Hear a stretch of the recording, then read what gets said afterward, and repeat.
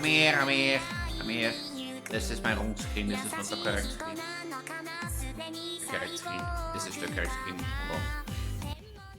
How's everyone been doing? I've been doing much. You can't really blame me. Because on the other hand, I'm still searching for work. But on the other hand, I basically, you know, I'm on my cane really, if you can call it at this point. Getting supported. How do people do this? Like, people who don't have work could like get government funds. Like, honestly, after the last few days, I'm really bored. I've tried to be filling it up with content creation because, yeah, this is based. That leads into a story which I'm gonna tell then, basically. But when I was finishing school, I had the thought of like doing a year of no work and like living off government funds, basically, on my own, and then basically see if I can take content creation off to the next level, you know. So basically, instead of like doing a job, you know, going from like to a 9-to-5 college or 9-to-5 degree, 9-to-5 job. Well, basically, instead of going to college or have a 9-to-5 job, the idea was basically that I put more effort into content creation. I'm, for example, gonna stream like at like 11, you know, from like 11 PM to like 2 AM in the morning, all sorts of stuff. But I have the options now, but I'm also trying to balance it out because was this around 2021 or 2020? That was 2021. When I was like a teacher for a few months, and when Corona came back and like every school closed down, it was around Christmas holidays. Communication between me and basically my coach at that school went poorly, so I had like a lot of free time, which I took. I recorded a lot, real lot. Like I usually recorded in the evening and in the afternoon. But basically, I also felt like I've been like really close back then to like a burnout content creation. Ow, hi, how's life? I was like back then I felt like I was really close to doing burnout because I recorded so much. I am telling the story, not burnout on life. Not burnout on life. So that's why I always started to be like, okay, in the afternoon I do other stuff, and in the evening I record, you know, and edit also in the evening.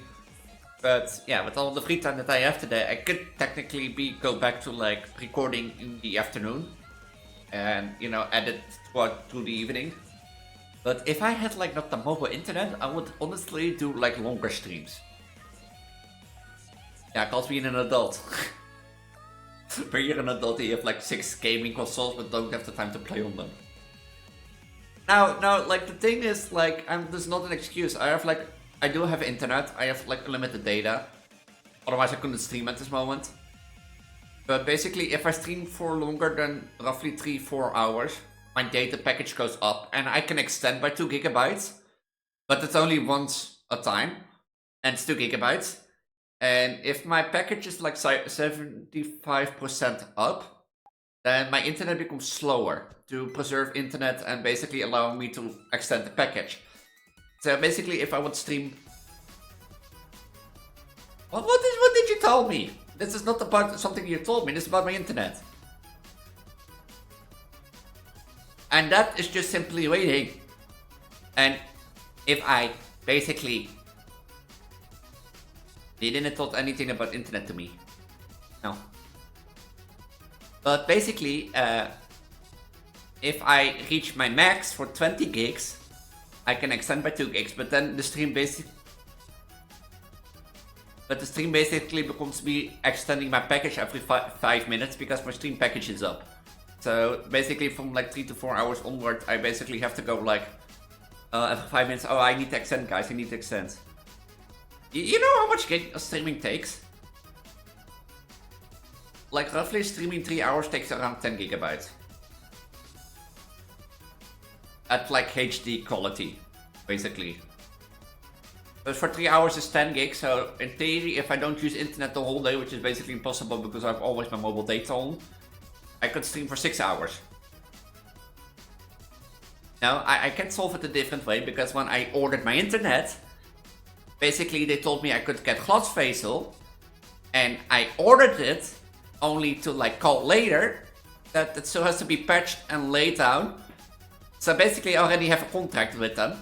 And if I order new internet from a different provider, which will only be cable internet, fiberglass also good, but if I order cable internet, which is the only option according to Odido, because the copper line is also blocked, they said, then the only option is cable internet. I will basically have to pay double for internet once they are allowed to lay it down.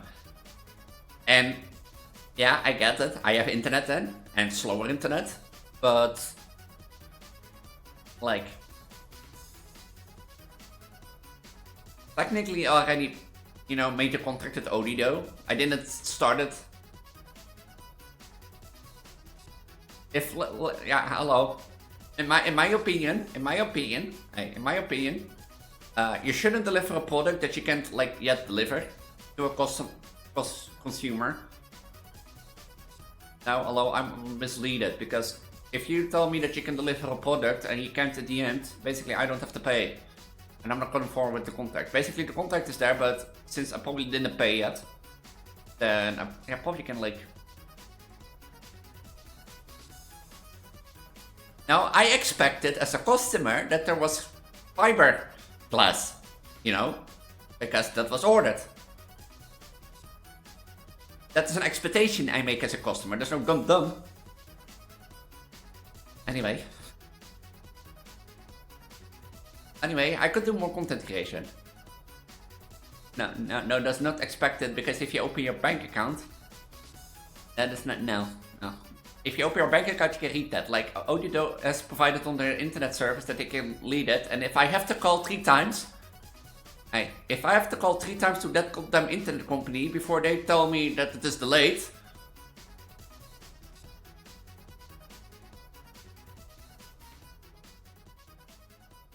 this fucking nana. This fucking nana song doesn't help with it.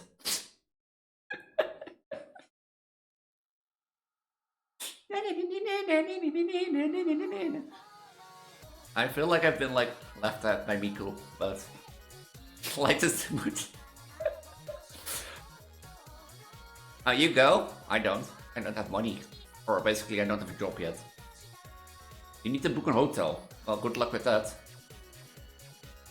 I'm not coming because I don't have money, so I can't pay. Dumb. Oh.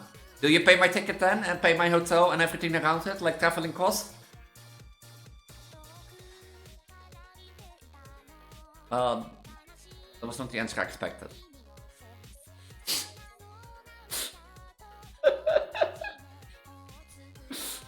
I was expecting a no. But basically that wraps the story about content creation. That's why I'm like really tempted actually to like not go like full on recording the afternoon, recording evening, and that sort of stuff, because I feel like I'm getting burnt out quickly with it. But I'm getting so bored during the day because I have no job yet. And nobody wants to take me. Need to go work in a grocery store or something for the time being to get money. Yeah, that is a meeting. There's a meeting, and there's a thing that we need to solve, and there's a thing that I'm not gonna listen to you solving it. I'm just gonna live for 6 months when you're done with internship. No, I'm not gonna open an OnlyFans, no. I'm not that desperate. I'd rather do production work than opening an OnlyFans. Well, you know, I have trouble finding a job now, but you have to go to the same thing in 6 months, huh? If you graduate. You get 10k on your intern? Oh. You got 10k for your intern? I just want to say, like, which intern did you go to? Oh, wait. Oh, your mom's... Well, sorry to hate you, but my mother is not that rich. So... that rich.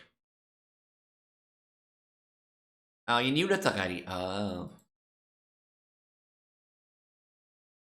That you get paid. Surprise. Where is my main screen? There is my main screen. But I wanted to today play Ace Attorney because I wanted to do a chill puzzle game and such stuff, so... I mean, I have a killer to catch. Why do you see me next week? What is next week? The week of the 15th.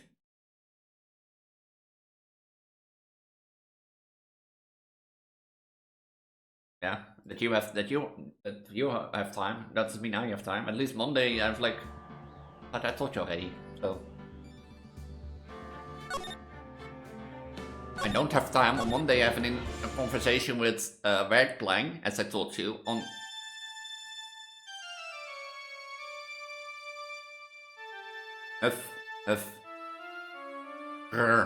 How did I get into this mess? But on Monday, that's far enough. You can't run forever.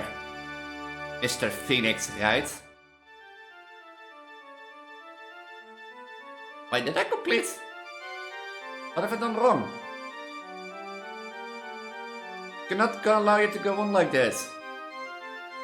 But I'm just a simple defense attorney. Silence! You are no longer worthy of your title. Did I save last time? Did I start a new chapter? I have had this dream before, something ago. But I told you on Monday I have like workplan meeting. On Wednesday they come here for a door replacement, and my mother comes later in the day. So yeah, that is the thing. That's really. Basically, I told you already, so I'm telling again. I'm here the one with Alzheimer. Oh, I did save. Good. Hello, this is Phoenix, right? You don't look so well, dude. You're gonna prove me not guilty today, right? No, I'm not the worst defense attorney you can ever have.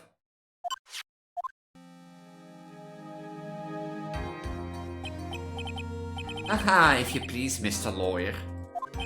Remember, it's not just me, your precious friend's life is on riding on today's verdict too. Now listen up, you better get and guard a guilty sentence, okay? If you get the creepy slime back and not guilty, I'll never forgive you, ever. Phoenix? Phoenix? Oh, Mia, hello. How's Maya? I don't know. You don't know? She hasn't tried to channel me since yesterday. Yeah, what am I supposed to do? Stop streaming? That's a good idea. I'm joking. Well, like I said, for a lawyer the worst of times are when you have to force your biggest smiles. But you can't give up. There's still some hope left. Stop it! Please! There is nothing left. Not here, not anywhere, not over there, not in the court, not outside.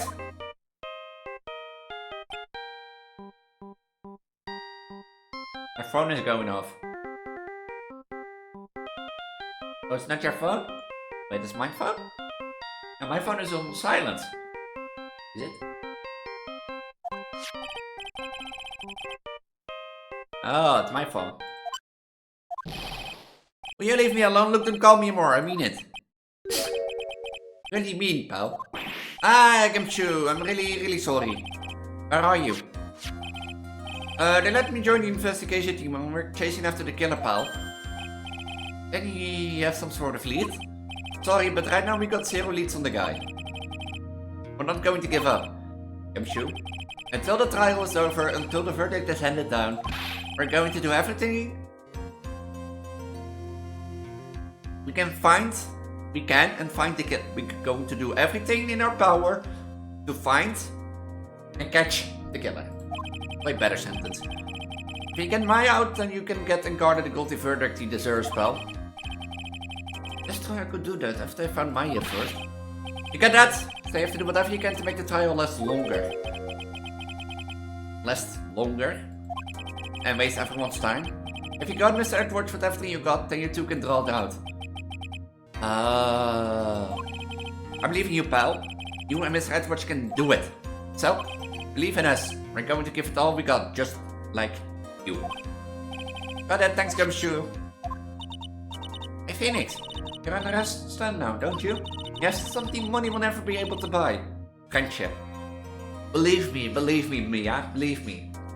True friendship, yes. Okay, maybe. But believe me, with money you can buy everything.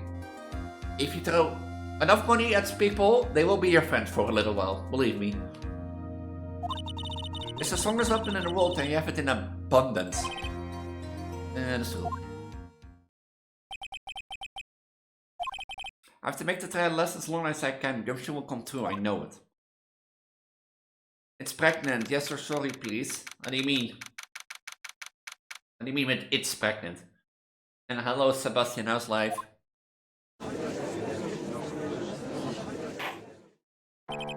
Court is now a session for the trial of Matt and Guard. The defense is ready, Your Honor. The prosecution has been ready for a while, Your Honor. Now, as I recall, we concluded yesterday's session with a big mystery on our hands. The mystery being what exactly was Miss Adrian Andrews' role in this murder. That's to say, she really connected to the crime itself. Mr. Edwards, if you would please inform the court of today's proceedings. Adrian Andrews. He forged evidence that threw suspicion onto Mr. and Guard. And then proceeded to escape the crime scene by wearing a nickel samurai costume. The guilt of these actions are those from which she cannot escape. And you're saying she's guilty after all? I'm not finished, Your Honor. Miss Andrews has nothing to do with committing the actual murder. I would like to direct the court's attention to this card. What's that? Back in shell. And this is a color code of a certain assassin. Assassin, you say? Yes, Von Corda was killed by a professional assassin. And the person who hired the assassin, his client, so to speak, is Matt and Guard. What a surprising turn of events! What thing have become commonplace by now, Your Honor? I know what's going on this time. So I know that everything Edwards has said is true. I have like yoga in 15 minutes. Can we hurry this up, or do I have to drag it out? I have to call my yoga appointment and be like, I'm late. At least tell me it's safe and sound. Now the trial will turn out today. Now then, please call your first witness, Mr. Edgeworth. The defendant's mentor. What's Willpower's the mentor? Is it? Okay. I'm, Will Powers. I'm a poor, underpaid action star. What is your relation to the defendant? Well, I guess I'm sort of a lousy mentor to him, in a way, yeah. Mr. Powers, please, you don't need to put yourself down so much. Oh, sorry, but I'm just kind of an old thing sort of guy. On the night of the murder, you visited the defendant's room. Is this correct? Yes. I didn't know that. But you know, I didn't actually get to see Matt when I went. All you need to do is answer what you were asked. Now then, I would like you to please testify about when you went to Mr. Ingard's room. Okay, sure. Why would you go to well, it's a superstar's room. Oh, what he... After the award ceremony, I went by myself to Matt's room. Matt was standing there in front of the room, still in his nickel samurai costume. He was talking with someone, and first I thought it was the bellboy. Or Shelly the killer. I watched the two of them for a while, but then I gave up and went back. I had guests with me that night, and I couldn't make them wait for me. Well, we were your guests, I guess. Bellboy's no big deal. If one assumes that the person missing guard was speaking with an ordinary bellboy, what are you implying? Shelly the killer. Now, Mr. Wright, let's have your cross-examination, shall we? Sticky situation. Am I sticking to my chair? I know, I know the goo that I dropped this morning. Sticking under my feet. A trap. Can't you smell it, Phoenix? But for us to find out more, we're just going to have to charge in head first, right? I play my trap card! What my trap card is, I have no clue. After a award ceremony, I went myself to Matt's room. The defendant's room. Why did you go there? Oh, I'm his mentor, like a big brother, sort of, and I wanted to say congrats. What's wrong? Why did you stop? Mr. Ruit? What is it? You're going to try to trick me into a corner, aren't you? Huh? I know I'm just a poor underpaid action star, but I'm not the killer. No one said you were, Mr. Powers. Oh, please, don't trick me. Every time you do your lawyer thing, the witness suddenly turns into the bad guy. Every time? Witness? I will personally talk to the defendant. What do you have to say, Edgeworth? Come on, tell me. So for now, please kindly cooperate and continue with your testimony.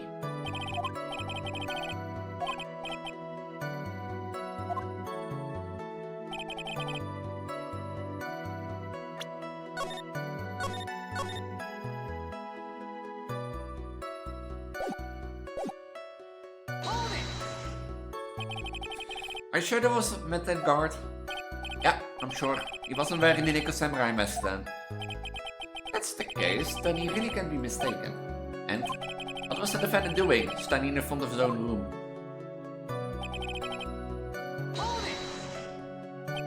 At first, what do you mean by that? Well, he was in a bellboy's uniform and had a bottle of juice on a tray. Sounds like an ordinary bellboy to me. Yes, but I didn't think he was a normal bellboy. Why was that? Why did I think that, Mr. Red? How am I supposed? I can't, look, I have a lot of powers, and I know I have my mark. I don't know if you can see it because it is basically one of my buttons below my boobs. But mind reading is not one of my powers. Sorry, but I can't remember, okay. Why did you bring up the detail then?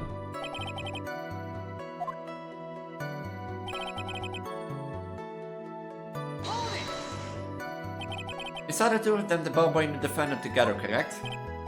Yep, the bellboy just wanted to say congrats.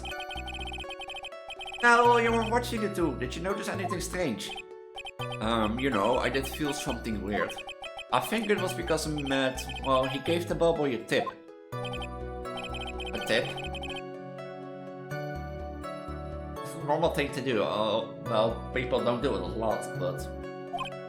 How long did you watch the two of them? Not more than a minute or two, I think. And, well, we were the guests. Yeah.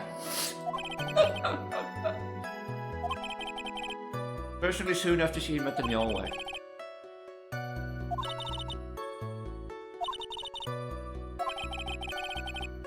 Yeah, I don't. I was making such a racket in her hyperstate, I ended up focusing on her. Is he? In any case, from his story, he probably wasn't gone for very long. I have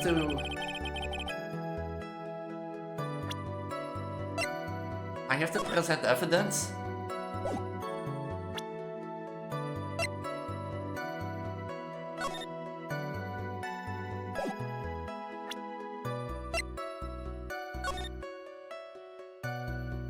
No, that was taken after he got there.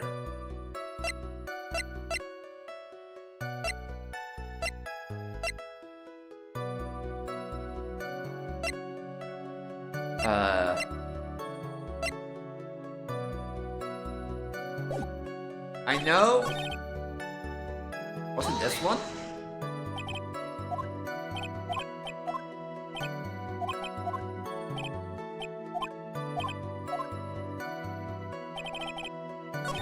Was this one? So I think we have to get like any evidence around here. But what? Like...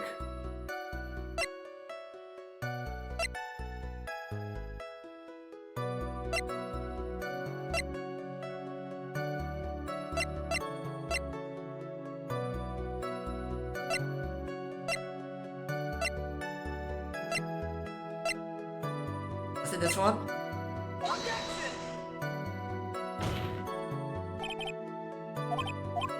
No. I have to think. I have to contradict something. And my guess is this because... Oh, but correct.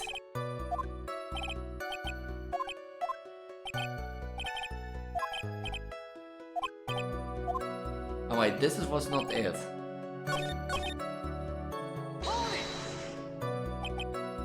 Was it this one it?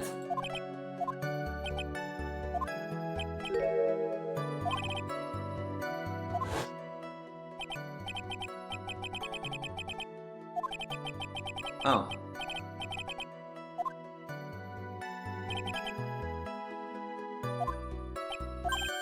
Ah, yeah, that is. You really know your job. Yes, Your Honor. This bellboy, he wasn't an ordinary one, was he? Perhaps you should let the witness tell us. Very well. Mr. Powers, please amend your testimony.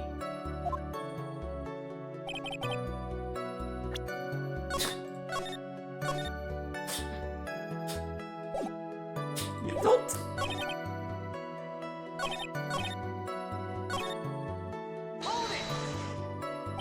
So he gave the bellboy a tip. Now, well, you see, much not a poor penny pincher like me. I was trying to figure out how much it was because the tip really shocked me. How much it was. But that's when something even more surprising happened. The bellboy was putting the tip he got in his pocket. And that's when I got my first good look at the guy's face. I was really shocked. Huh? I'm afraid I don't follow it at all.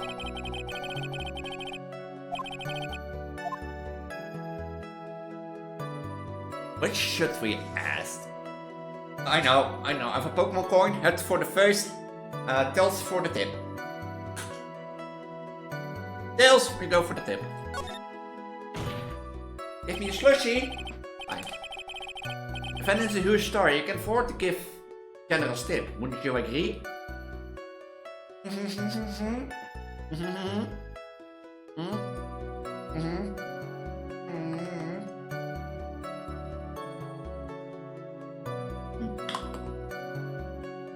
Thank you for the hydrate. I'll have one hydrate. I'm sure, but giving him that much was maybe a little too much, I think. What is a little too much? Is it like the $3,800 Matt spent it on like that ivory toothbrush?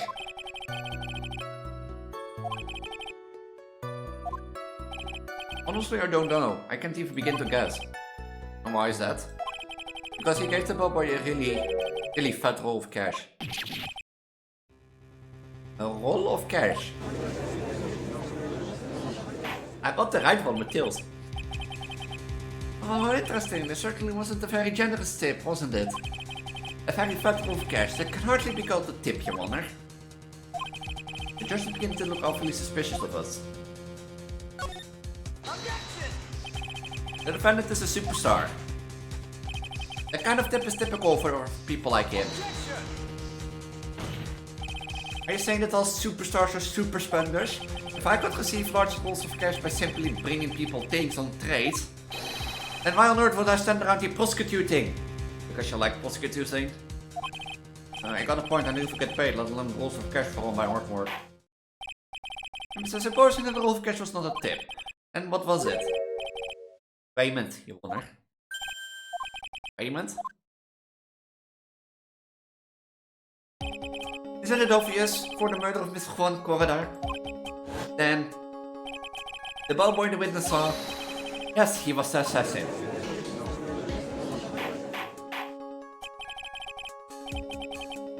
Hold your horses now, Mr. Edwards. You don't have any proof of this, do you? Have I ever been unprepared to support my claims, Your Honor? Like the defendant? I have here in the card Shelly the killer left at the scene of the crime. Shelly the killer? He's the person the police special investigation teams has been chasing for ages. I'm certain the person this witness saw was this very assassin. Shelly the killer. Really? What's wrong, Mr. Powers? No, nothing. Something just clicked in my head and I think I just figured something out. Oh? Actually, I saw that bellboy again later on the night. What? Mr. Powers, please testify. Tell us what you saw. For national security. Was that when he brought us the phone? This time I was in that hallway because I had to go to the bathroom. And that's when the bellboy I saw earlier came out of the room. Of course, when I say room, I mean when corridor room. Now that I think about it, the bellboy does seem kinda out of place. Yeah, so I had to be the assassin, I'm sure of it. I mean...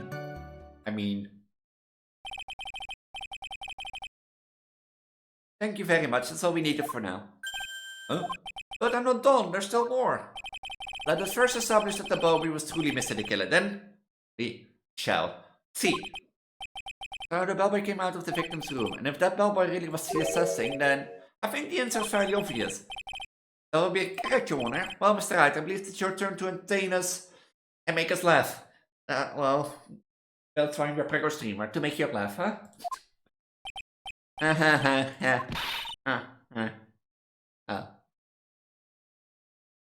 not supposed to laugh. I'm not supposed to laugh? Oops.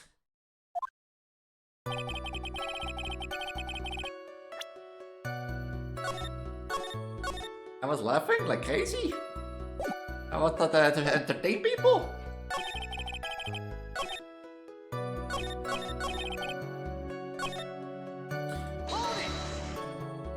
And what time was it? Well, I don't remember.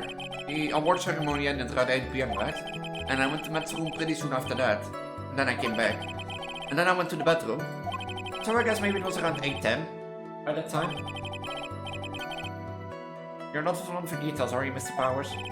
Sorry. I thought I could maybe catch Matt to say my congrats.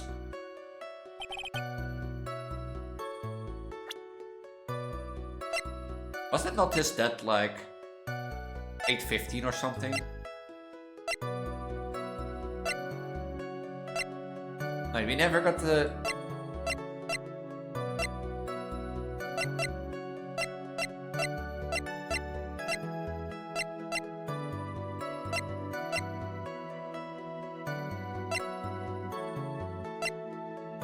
Yeah, see? Time of death 8:50. So that contradicts. I don't need to press the I don't need to press the rest.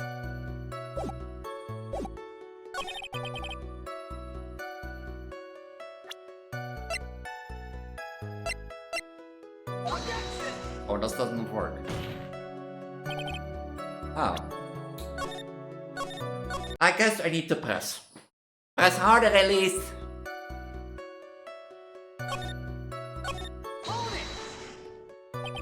Are you sure it was the same bellboy? Yeah. And how could you tell? All the bellboys wear the same uniform after all. But you see, well, he had those stitches in his face. So I'm sure it's the same guy that was talking with Matt. Which room did the bellboy come out of? One, walking out. The victim's room, huh? Yeah, the one with all the really pretty flowers and teddy bears. It was one's room, alright. Let's continue with the testimony, shall we?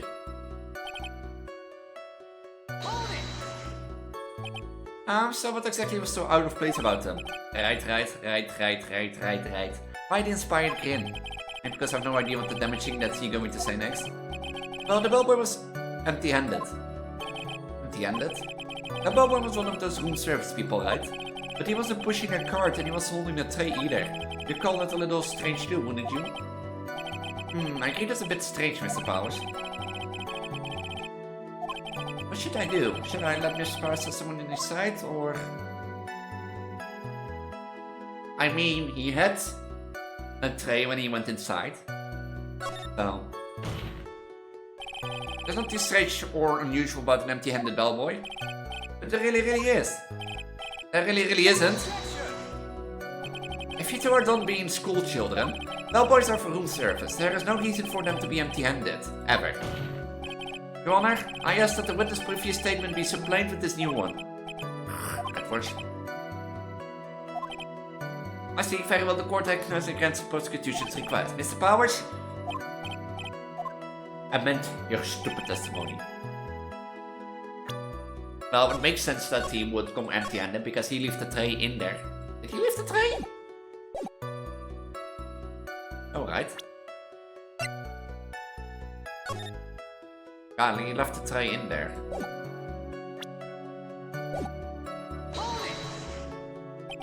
So are you saying that's suspicious for him to be empty-handed? Yeah, really suspicious. I mean, when I first saw the bellboy, he was holding a tray in his hand, and there was a bottle of juice and a wine glass on it. I know. If you could come up with some sort of reason as to why he would come out empty-handed, some sort of proof, then I think we can dodge the bullet on this one for now.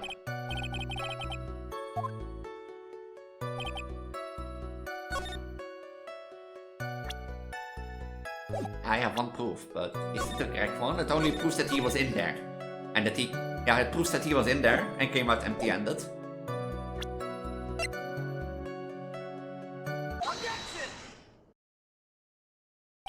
Mr. Powers. Yes? You're easily influenced by other people's words, aren't you? As soon as you heard that the bellboy might have been the killer, you got caught up in believing it must be true. But isn't he really suspicious? He got all those stitches and... Oh, a baseball has stitches. Are you saying all baseballs are suspicious because they have stitches? Rope holders also, I mean, what about him being empty-handed? I would like to ask the court to please take a look here. This is the crime scene. There is a wine glass sitting next to Mr. Coroda's body. The liquid inside this glass is tomato juice. And now, if you would look at what's on the top of the table in the lower right corner here, anyone can clearly see that it's the tray with a bottle of tomato juice on it. The bellboy had just brought this to Mr. Coroda's room. He left the tray in the room, which is why he was empty-handed when he left. Ah, but that would mean that the bellboy has seen and left a dead body in the room. Ah, but you can prove that Mr. Coroda was already dead at the time. Is that court? Yes. I blame you for leading me down this road. Can you prove that? No, you're the fault. I'm terribly sorry. What is with him? Why is he laughing? Witness, isn't there one more thing you would like to share with us? Is there? The bellboy was empty-handed, or should I say empty-hand? I recall you had something interesting to say about his hands. Oh yeah, I almost forgot. Huh? What? The bellboy, he was wearing gloves. Gloves? Yeah, pitch black, leather ones. All the other bellboys don't wear gloves like that, right? Black leather gloves. Why didn't you mention that earlier? Sorry, it slipped my mind. Boy, does this make the bellboy look really suspicious? Alright, got the focus, I can get legs here. So what if he had gloves? A lot of bellboys wear gloves. Oh, Mr. Right, the bellboy was wearing black leather ones. So, a football is made of leather. Are you saying our footballs are suspicious because they... But then when he received a large roll of cash from the defendant, and then he was seen leaving the crime scene wearing black leather gloves. I don't think that even someone like myself can believe he was just another bellboy. It seems that we have finally come to an understanding. Now then, witness, please continue with the rest of your testimony. The rest? Yes, please tell us more. The rest? There is the rest? After leaving one's room, the bellboy went and knocked on Matt's door, just like that. He gave something to the person inside the room. Then the old guy just left without even going into the room. After that, I went to the bathroom and then back to my seat. So, the bellboy after leaving the crime scene next went to the defendant's room? Yeah, I kinda saw that by accident. I say you saw too much. And all of it was suspicious to high heaven. I think it's safe to say that we can no longer consider this bellboy to be normal. Now then, let's get started, shall we? Mr. Wright, your cross-examination, please? Well, I'm fucked. Am I? I'm fucked, I think.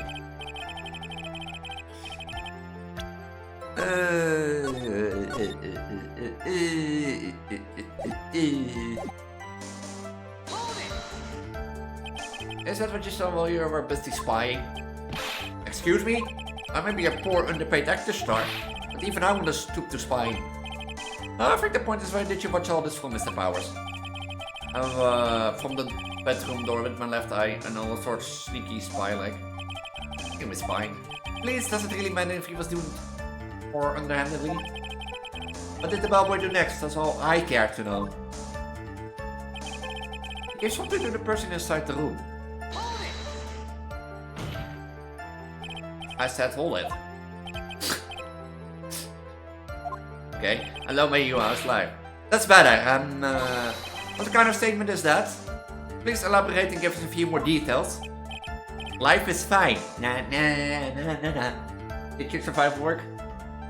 I guess you survive work, otherwise will you be? And? Is there an issue with my tits? Huh? I'm joking.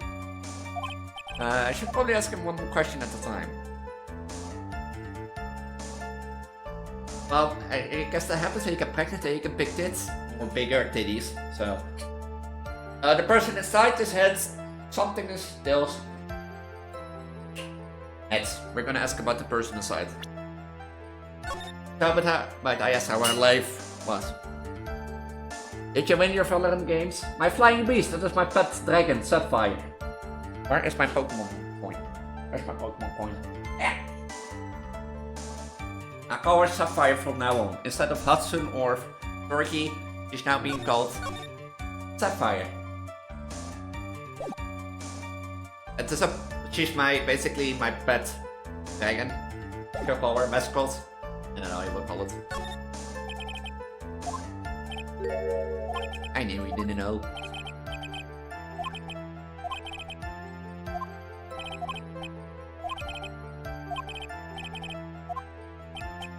So, but did you win your Valorant games? This is Phoenix Wright Ace Attorney trilogy, if I say correctly. And basically it's a puzzle text-based game. Oh, you didn't play Valo. Oh.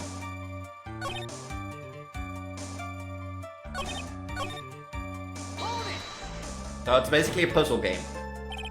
And I'm a really good attorney. Yeah, it's almost a storytelling game, but I'm a really good attorney, so if you ever need an defense attorney, please don't call me.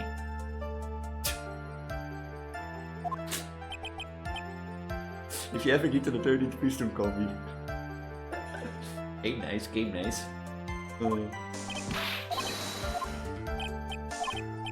Like, I'm a really good attorney, I'm the best in the country, but if you ever need an attorney, don't call me. But any plans for tonight to do or something? You gave something to this person? Yeah.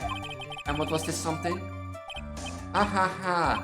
If I remember what it was, I wouldn't be calling it a something, would I?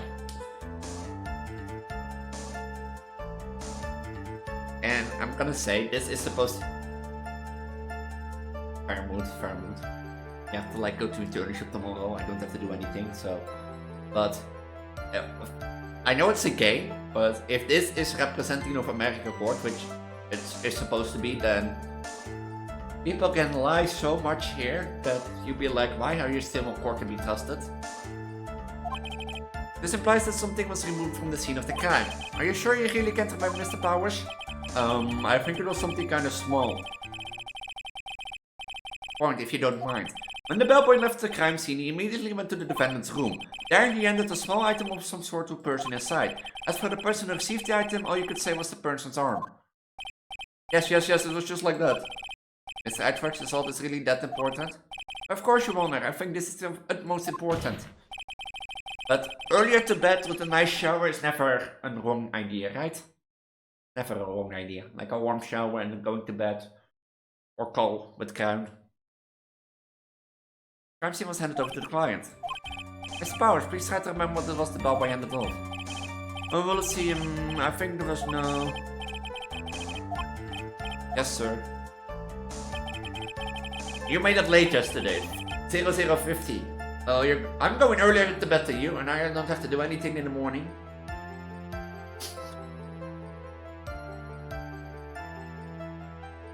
What a wooden statue. Yeah, I'm here, like, like, I don't know why.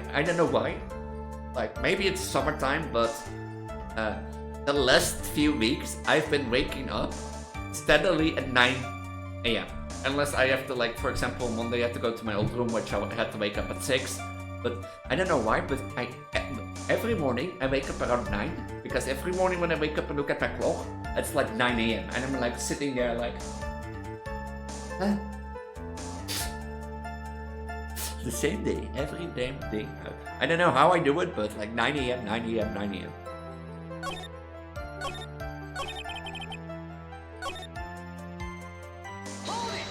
Like, I don't know if it's summertime, I don't know if it's like an like allergy that's popping up because I have to sneeze sometimes in the morning a lot. I don't know if it's the light, but I don't know if it's my pregnancy or such, but I don't know why, but like if I go bed at like, I normally go bed at 12, I wake up at 9, and then my day resets. But I mean, it's steady sleep, so... Can you blame me? Because, like, on the other hand, you would think you would be like slept out. But on the other hand, I wish like that I could just once be like sleep to like 12 and wake up and be like, oh, I'm lazy. Thank you, good luck with whatever you're gonna do, and thanks for stopping by. I'm lazy. I just wish to get wake up at 12 and do like be lazy. Like I had to wake up Monday at 6 and like I had to wake up at 6 and I was like, one day I was like, this is so early, it's so goddamn early.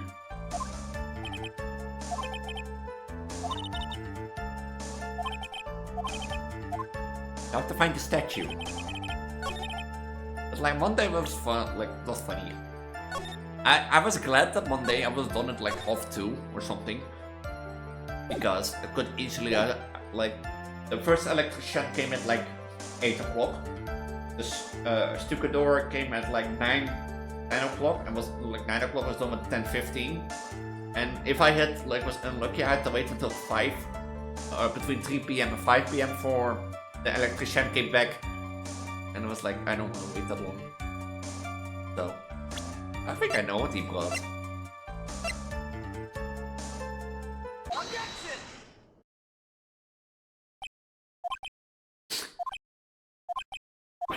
What was the point of the pregnant pause? Sorry that I pause and talk. Where did the introduction come from? Well, speak up. What's for me, Your Honor? What is it, Phoenix? I have a feeling that something better is going to happen once I show this. Mr. Wright, if you have something to say, please spit it out. Yes, Your Honor. Mr. Powers, there's something you saw... Was it this item? Oh hey, that's it. That's the something. Whoa, Mr. Wright, you really figured it out. I think I'll be going to submit it in Garda's mention. Yeah, at the defendant's house. What does this mean? It's simple, Your Honor. Shelly the killer assassinated Corncorrid in his room, and he stole this wooden bear from the scene of the crime. What mean? You guys what that's saying, Your Honor? Mr. Garda is the killer's client. Order, order, order, I said order. Mr. Wright, this is the most unfortunate turn of events for you. Yeah. Sorry, Mia. No, it's alright. Your judgment was sound. Actually, I figured the bear would come out.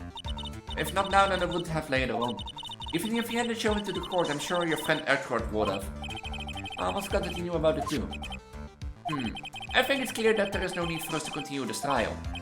I can't let this happen. I have to do something. There has to be something we overlooked. Your Honor, a minute, please. Yes, Mr. Wright. There are still a few points left that we have not fully explored. What are you trying to pull? I'm trying to buy time. I have that. Alright, Mr. Wright, what question or point would you like to explore further? The person who received the bear. There was one thing in Mr. Power's testimony that was very unclear, and that's the identity of the person who received the bear. As long as we don't know who it was that took the bear, can be sure of... Ah!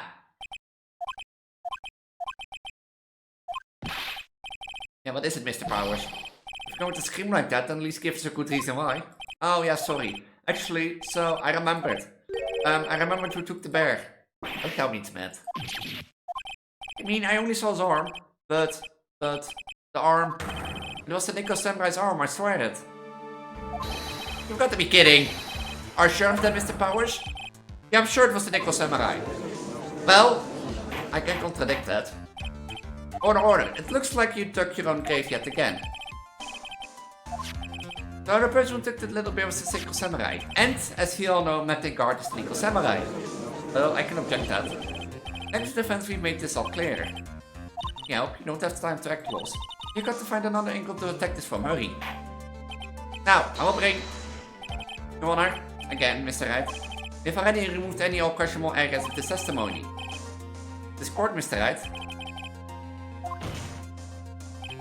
There are still questions left unanswered.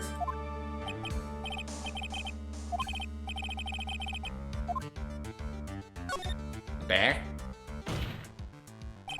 I think it's very obvious that the bear itself is very questionable. The bear, Mr. Wright? It was found in Mr. Ingard's mansion. However, Mr. Ingard was arrested at the hotel that night. Which means that since the murder occurred, he has not had a chance to go home. Oh. I think Your Honor has already figured it out what I'm trying to say. It's not possible it was Mr. Ingard who took the bear to his mansion. Why, that's very true. Why didn't I consider that point, Mr. Wright? There's no way time-wise for the defendant to have taken his bear home. Such a verdict. You haven't got the best of me yet, Mr. Wright. I haven't. That's sad. Huh?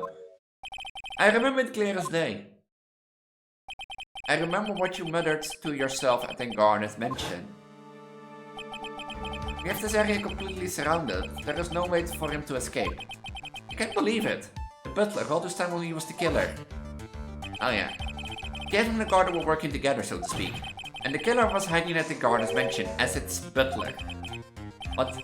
A bold move. The bear figurine was brought back to the Garden mansion by the killer himself. When it looked like he was about to be arrested, and Garden had him to do so. I assume because it would have been bad had the police found it during their investigation. Well, Mr. Harris, you've been quiet for a while now. It's too much. Isn't there anything I can take at all?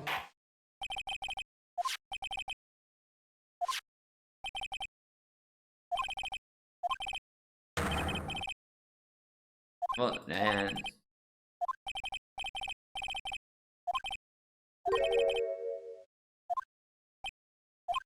I knew it, I would turn out this way.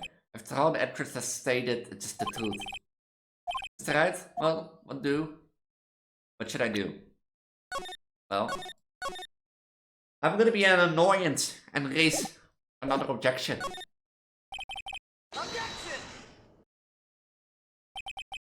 There's only one way for the trick this trial out. The only thing I've left is this one dirty trick. Your Honor, right now we have these two reasons to believe my client is the assassin's client. Reason number one, he is up to the bear figurine from the assassin. Reason number two, the very same figurine was found at the Garden's mansion. However, it's possible that this is all work of a certain other person. What are you saying? What I'm saying is, it's possible a different person is the killer's real client. The real client? Yes. Is this all you have? Now then, Mr. Wright, let's hear your theory. Who do you say is the killer's real client, and therefore the real murderer? Well...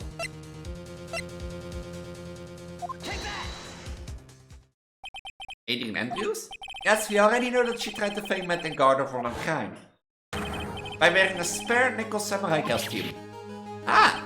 And then the nickel samurai's arm that I saw... Well, that could very well have been Miss Andrews. But what about Mr. Gardner? If you would please recall yesterday's testimony. The defendant was taking a nap during the break period.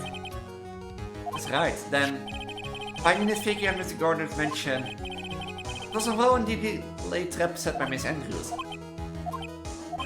Mr. Edwards, what is your opinion on this? I can't even even begin to count the flaws in the defendant's logic. Besides which, there is no evidence to support it. However, I can't fully discount this possibility either.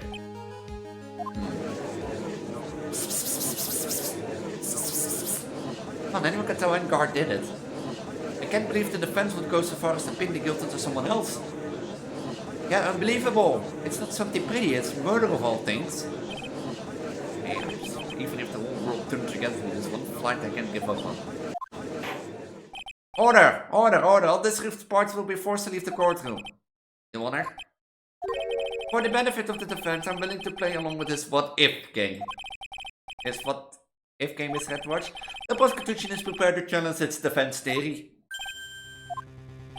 Mr. Wright, even you must have thought it strange and wondered.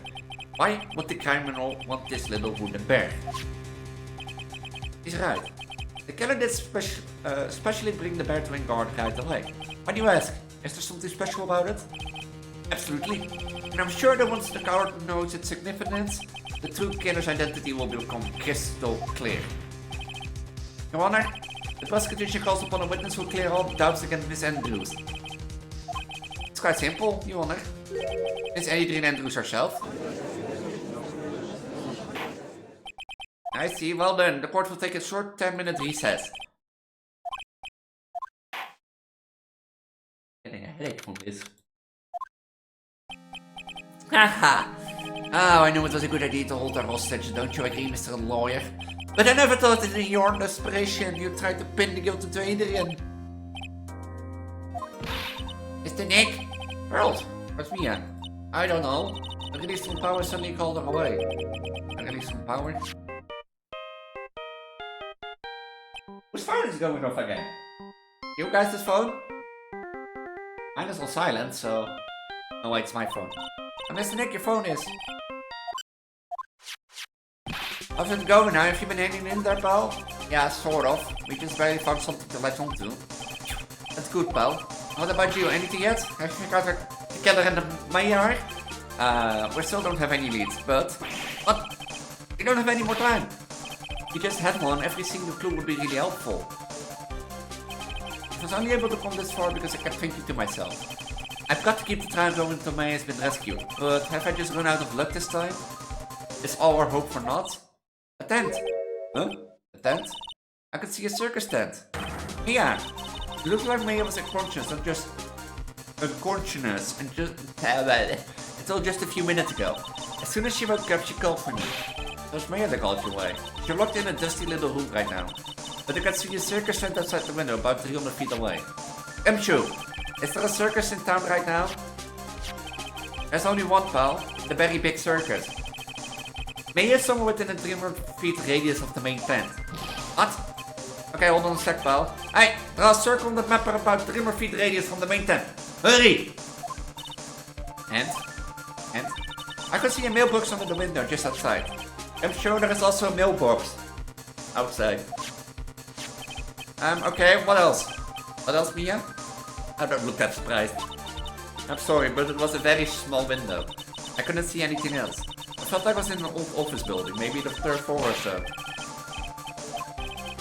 Or there's a little longer, pal, but wish us luck.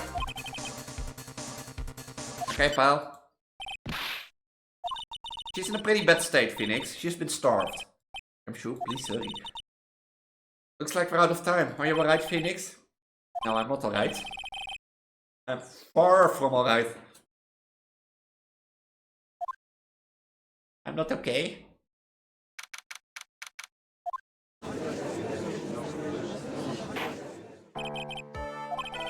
The killer and the man who murdered the victim handed this to the client.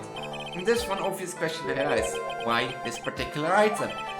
I believe the answer to that question will provide us with the name of the real culprit.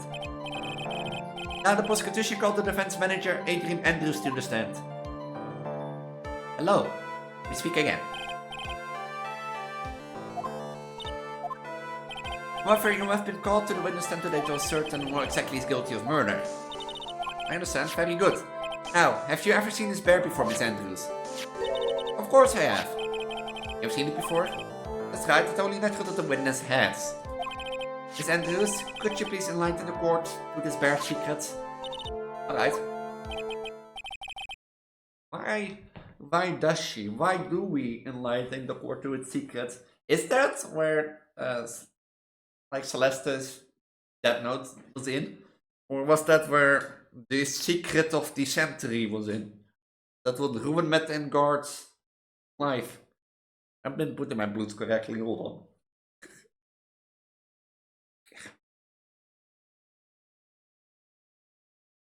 Well, that's also not sitting correctly.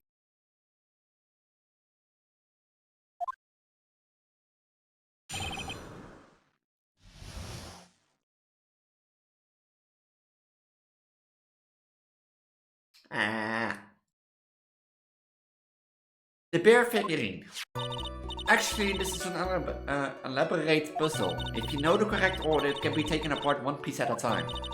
At its center is a small cavity with just enough room to store a small item. Because of the complexity, if you don't know the order, you can't open the bear. You really can tell that it's a small jewelry box just by looking at it. So the figurine is a container of sorts, is it? Yes, looks can be deceiving, wouldn't you agree? Yes, this is super craftsmanship. Oh yes, I nearly forgot you may begin your cross-examination, Mr. Red. Yeah, that is a bearable joke. I really can't bear the pain.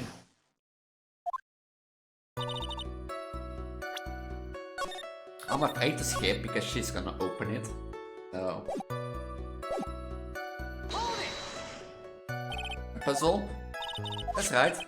But it looks like an ordinary figurine. Enough. People who don't know, I sure will never guess this was a puzzle. What kind of puzzle is this exactly?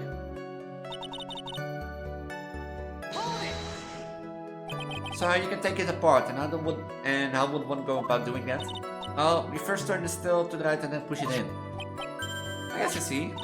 After that, the arms and legs are free to move and can be removed. Oh, this is most interesting. And boy in his new toys like he's 5 all over again.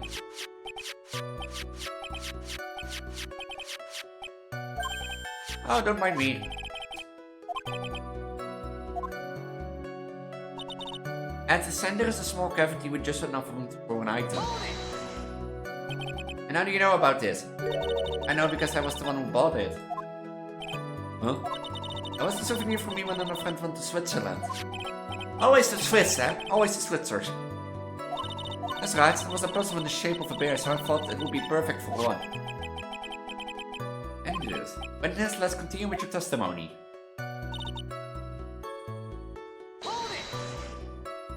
So, what exactly knew who to solve this puzzle? Only the two of us, Juan and myself. That's the souvenir from Switzerland. There don't doubt there are that many people with the same beard in this country. But this looks like it can be easily broken. Especially if someone wanted to get at what's inside. That's a toy, but it can never be the same once it's been broken.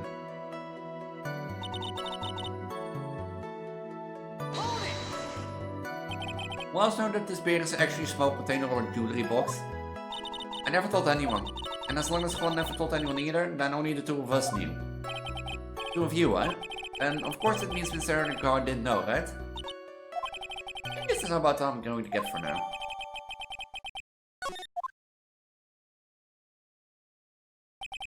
Well, Mr. Wright, I think even you have come to realize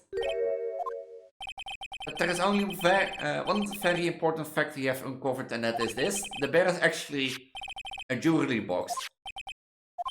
Now that we have agreed to this point, there is only one logical question that could come next, and that's this. What's inside this box? That's right. That's what we are going to find out next. Witness? Yes? You are the only one who can open this. Please, enlighten us. There's a painful silence hanging over the courtroom. All eyes are on Miss Andrews now as she solves the puzzle and takes the bear apart. I've opened it.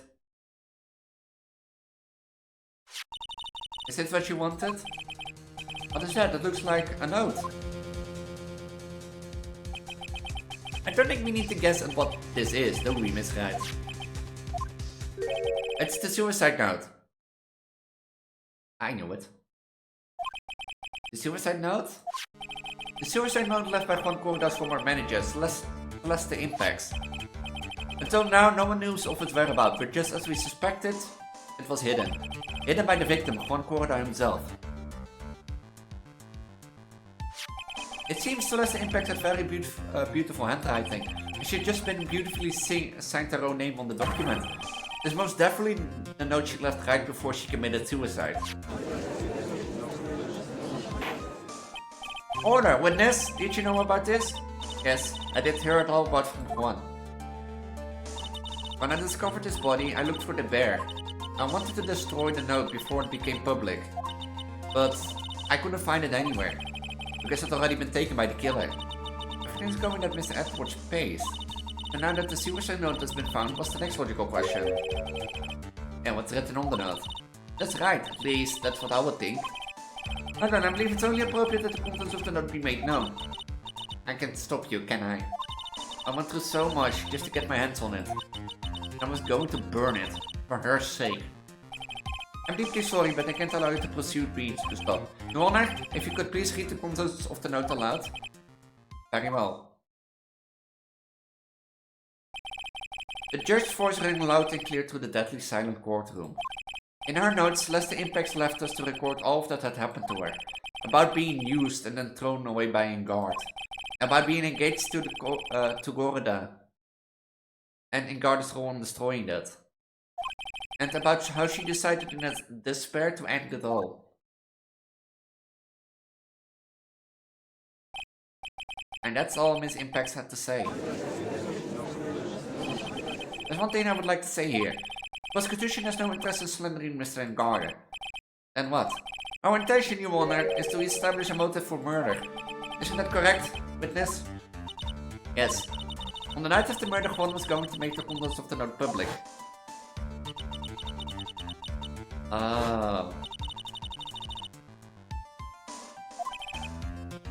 My word, but Ingarde voice above all else is refreshing like a spring breeze image. Which is why he had to stop this note from being made public. At any cost, but then he had to know about the note, and he didn't tell he knew.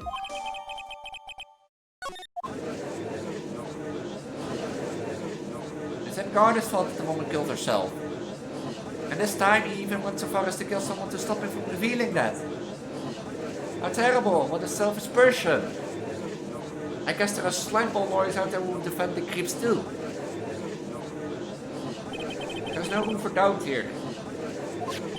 They said the killer's client goal was to obtain a suicide note, and the only person who needed the note badly is the defendant. Let's not forget that the bear with the note inside was found in the defendant's house. It seems that we come to the truth at last. The defendant's motives are entirely selfish. It deserves no sympathy from anyone. How am I supposed to escape from this one? Hide hesitation, Phoenix. Capture hasn't called yet, so you know what you must do. I know, I have to carry on and buy him some more time. And there are two deadly pieces of evidence, the figurine and the suicide note. Maybe somehow I can find a way out of this situation through one of those. The gaffel's already in the judge's hand, Phoenix, hurry.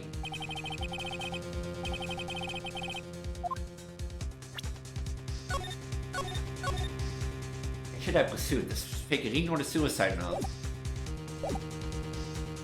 Yeah, the figurine, because if the note was the note. Because if the note was only known by Juan and Andrews, then Matt and Garden would have known. Objection! Please wait, Your Honor. Oh man, look at the lawyer, he's still going at it. I think Your Honor believes that Matt and Garden killed in order to obtain this note. Yes, that's correct. But that seems a little strange.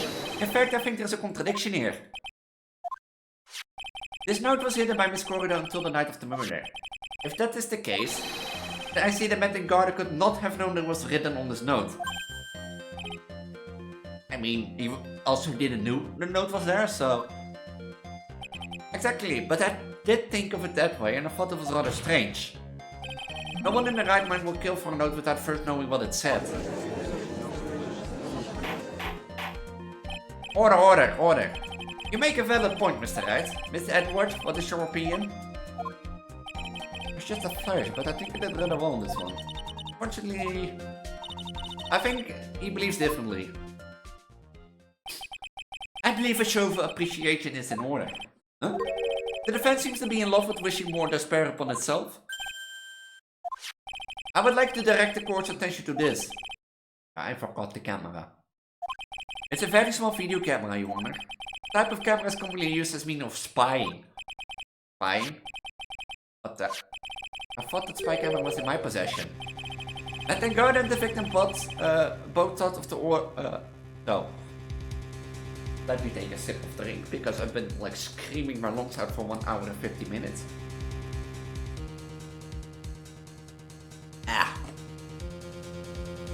Matt and guard and the victim both thought of the other as their biggest rival. They even went so far as to use this type of fighting to find each other's weakness. And the victim concorded was being spied on. His personal life was being watched by none other than Matt and guard.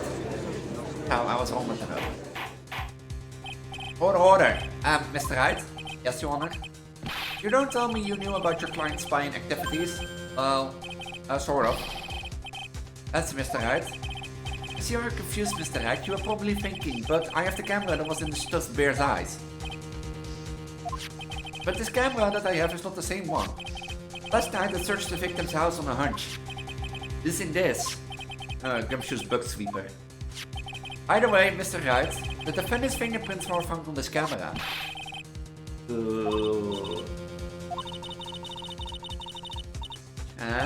Yeah. I think that's in the end. Fairly obvious that missing guard along with the suicide note through this. I was watching the victim all along. So the bear was also the wrong one. Hey, now it's stuck for me. Is that man the bad killer guy? Gosh, just stroked away his sweat is just so ew nasty. Phoenix? Yes, Chief? You figured out what you're going to do next yet? What I'm going to do next? Does running away like kind of child work? I know it seems like Mr. Edwards is very close to putting the lid on this case, but in his eagerness to prove his point, he forgot one very important thing. Well, what is it, Mia? There's a piece of evidence that he really should investigate. I would really hate to see the gold prosecutor get schooled for not remembering to look into the item when he had the chance. I'm speaking in riddles all of a sudden.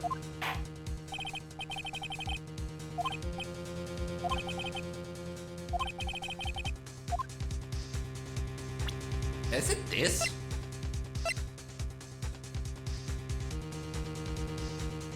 Oh yeah, it is the transmitter, because without the transmitter you can't receive filmed data. Hello, Trollo. Why the sad face?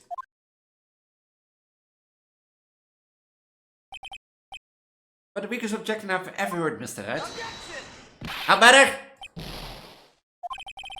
Cool. Who do I need to have a fairly good word with? It's... Oh wait, Aurora. I have to say Aurora. How's life? Sorry, I forgot to say Aurora. I see Trollo. I see chat names and be like, hello, and then I'll be like, I've been screaming for the past hour, so.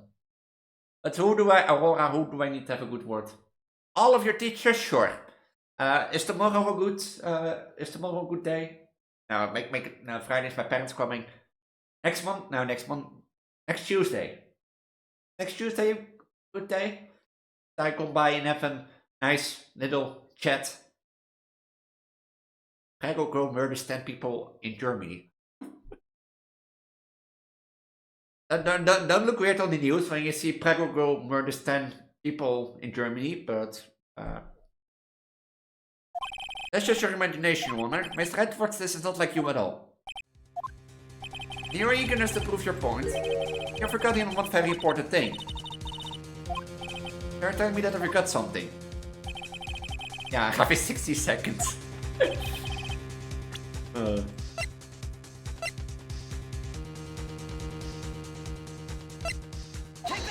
this it? Yes, I do believe some special examination is needed, but I think this item should be examined as a defense grade matter.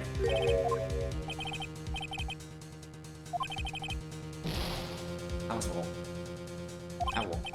But how is life further besides school? Is life going okay? You know?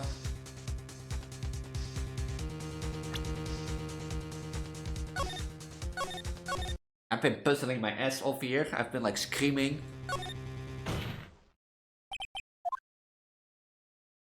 What is like what do I need to present? I thought it was the transmitter. Objection!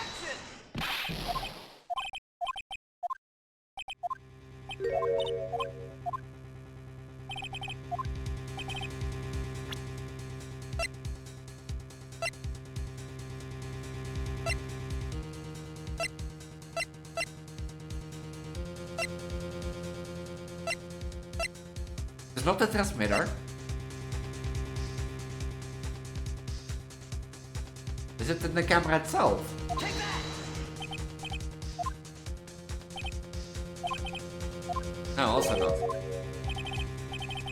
And still a set life. How can I make it better? How can this Prego girl make it better? How can Prego girl make Aurora's life better? Is it raise not an objection?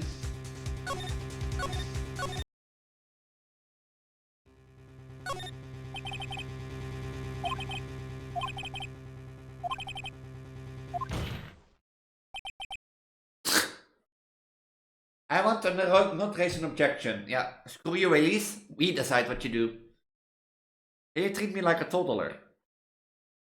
If you want to treat me like a toddler, how do you treat a toddler? Like, I know, like, look, I know I'm pregnant. And I know I get children soon, but, like, I have no clue how you treat a toddler different than any other person, so. But if you want to be a toddler, you can be a toddler in my chat, Aurora. You can run around, play all the things you do, knock everything over, draw on the walls. Do we have walls in Twitch chat? Do we have walls in here? We have walls in here. You can eat glue if you want, so.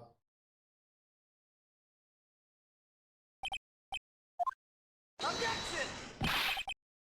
No, but if you like, I'm not gonna stop you from who you want to be, so. You like mud more? You can eat glue if you want here. No, Elise, I want to eat mud. Okay, if you want to eat mud, sure, go ahead.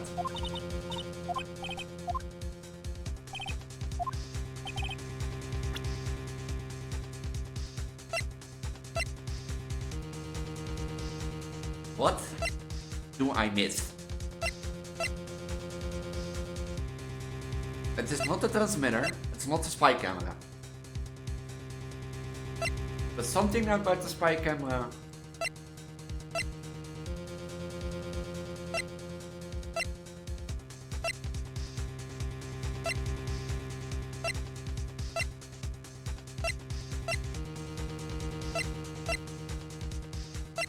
I honestly don't know.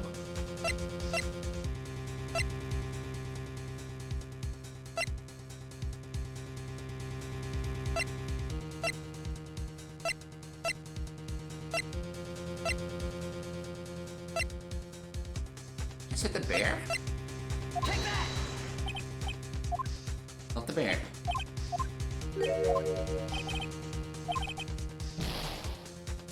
My brain is not working, my brain is not working.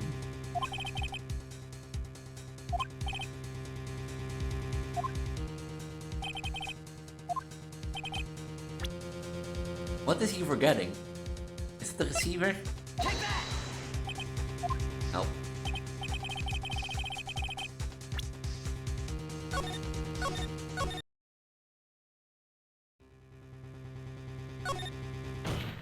I need to present evidence, but I need to present something.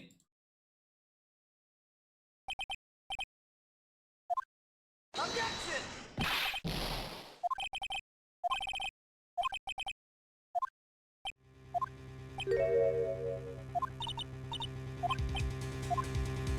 What would you forget for the camera? That was my original idea was the transceiver, because you need a transceiver to receive the data.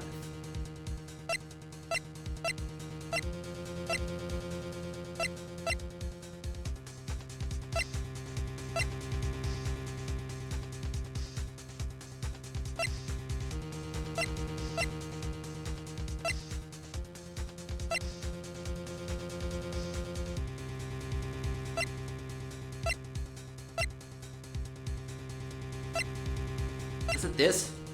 Take that! No.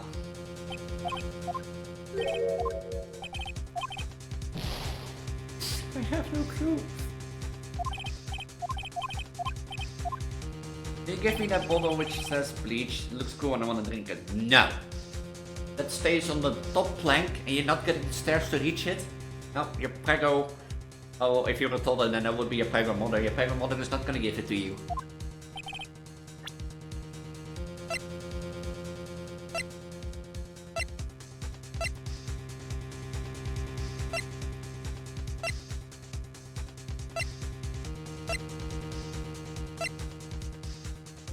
What the bear?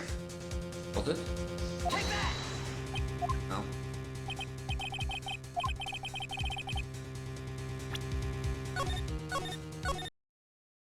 You can, no. You can drink water, or soda, or anything else, but not bleach. Maybe a pregnant mother, and you listen to me, okay? Objection! What did I miss with the camera? What? I'm as clueless as Edward.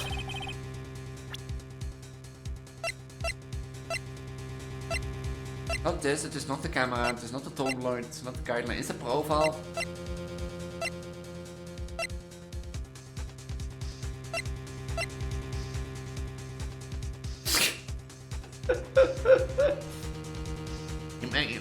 Imagine if they make a kid's drink that is just pure cola or something, you know, pure cola or Fanta, and it says poison on the label. And your kids come home and you be like, I have a poison bottle here, can I drink it? And the mother be like, what the fuck do you have?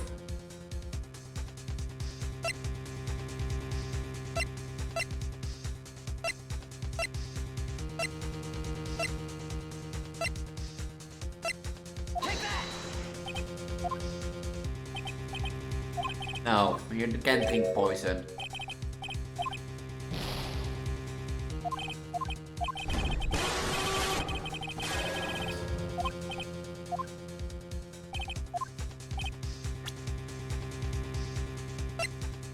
Is the profile that I forgot?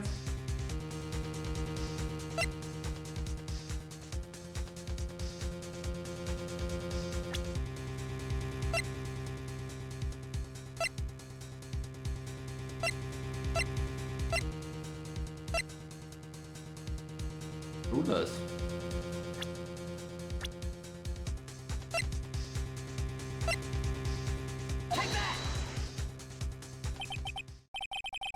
Oh, it's the suicide note. Why is the suicide note?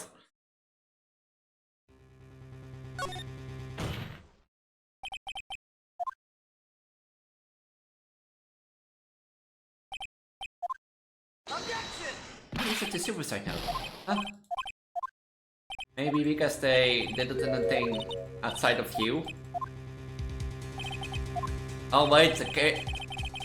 The bear where it's placed in can only be opened once. So that basically that means that the bear was...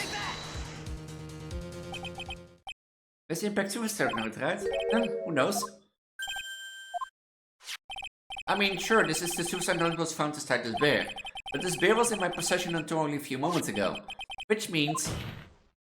the handwriting on the suicide note has yet to be analyzed. So, as to whether the potential piece of evidence was really written by Mr. Impact or not, this has yet to be even remotely confirmed. Mr. Wright, you can seriously be Mr. Wright? Are you saying the suicide note is a fake? Miss Andrews, you were the one who tried to pin this murder on Miss Engard. Who's to say you didn't create a fake suicide note and put that into this bear? How dare you! Your Honor, that fence is indiscriminately accusing the witness again. There's no evidence linking the witness to the suicide note whatsoever. But this is fake, then the witness is the only person who could have made it. What? He called the witness testimony concerning this figurine. The only person who ordered and the victim who could solve the puzzle is the witness herself. Miss Andrews? You wrote this note, didn't you? You wrote this so you could use it to frame it at the guard. I did no such thing. Right? If you're going to pronounce this suicide note a fake, then show this court some evidence to support your theory. Mr. Edwards, you were the one who presented the scrap of paper as evidence. That means the burden of proof lies with you, the prosecution. Ugh. That's enough. Mr. Edwards, can you confirm the handwriting on the suicide note? It is as the defense has stated that the handwriting has yet to be analyzed. If that's the case, it seems that yet again we have reached a point where a verdict is impossible. I've done it. Impossible? That's impossible! This isn't good, Phoenix. You're just going to carry this trial over one more day. I don't think Maya will physically be able to make it another day. I didn't want to have to do this, but I don't have a choice. I request that both the prosecution and defense further investigate. And try to analyze my butt, there's just a lawyer trying to buy more time. And guard is guilty, look, an idiot can tell you that. I think we've reached the end of the line. Guilty, guilty, guilty, guilty, guilty, guilty, guilty. What does this sound? It's Gumshoe. Hello, Gumshoe? What? Where's Maya? What happened to the killer? He got away. What? I'm sorry, pal, I really am. I don't know what to say, besides I'm sorry. I wish there's some way to make it up to you, I really do. Anyway, what's going on? We found this hideout, pal, but 2 of them were already gone. Terrible. I'm going to keep looking for them, pal. Don't you worry, I just need a little more time. But don't tell me we don't have any more. Guilty! Guilty, guilty, guilty. Do you hear that? They're coming for his head. Mr. Wright, I can't for us to come to this far and... Oh. What is it? Let me talk to Mr. Edward. I can do that. Mr. Wright, would you please get a hold of yourself? Yes, Your Honor. I'm about to end today's proceedings. You may take your phone calls after. Hold on, Your Honor. Edward, catch. Mr. Edward? Please, you got to buy us some more time. Court is in session. Did you bring some food for me? Oh, but you already ate that. Court is in session, beep. You know, right? It's like having a whole discussion like, we have some more day, but we have more time needed, and we don't have more time to call him from his head. He throws it to Edward because Gumshoe's calling Edward, and we're like, Gumshoe like, talk to me, Edward. Edward be like, court is in session, beep. I'm sorry, Your Honor, you were saying? Mr. Wright, this is a court of law. I'm sorry, Your Honor, but... I'm reluctant to do this, however. It appears that I have no choice but suspend proceedings until tomorrow. Court is now adjourned for the day. Another day? Objection! Please wait, Your Honor. Edward? This is Mr. Edward. I humbly request another 30 minutes of Your Honor's time. For what purpose? We can perform the necessary tests on this piece of evidence in that time. But can you really obtain the results in 30 minutes? I believe we can, Your Honor. But would it be better if we adjourn for today and then reconvene tomorrow? 30 minutes. Please, Your Honor. That's all I'm asking for. Please, Your Honor. Oh, very well. At the prosecution's request, this court will now take a 30-minute recess. But be advised that I will not allow another recess today. The court will now take the final recess of the day.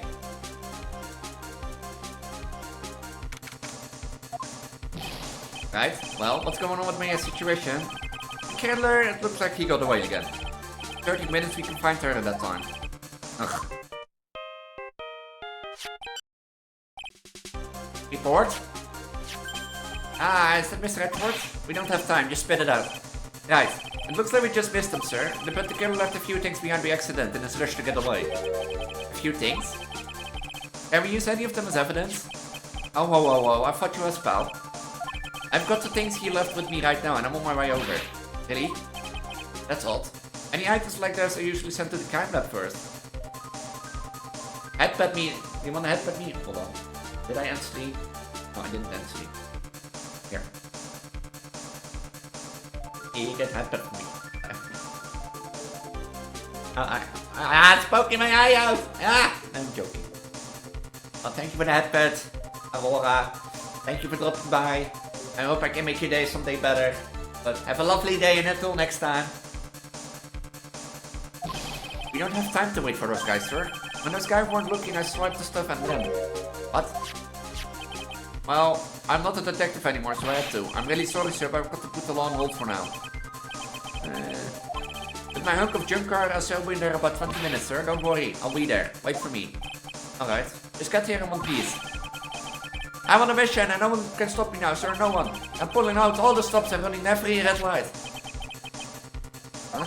Maybe there's something that along the other one to be decisive enough to end this. Oh? What's wrong? Detective Gumshoe, answer me. No one can stop me. Did he get hit? What happened?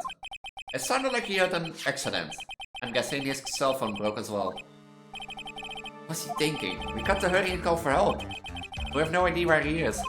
His cell phone is broken and he wasn't driving a patrol car, so no radio either. Also, if you don't get those items before they do, the police will take possession of them. And oh, we can let that happen. Well, if there's a way we can find out where he is, then we stand a chance. Hey, oh, why did Gumshoe have to get into an accident now? Any way to find those expiries at this moment? Well, there is a way. That's right, there is a way. What? How? I'm sure we can find out where Detective Gumshoe is through this.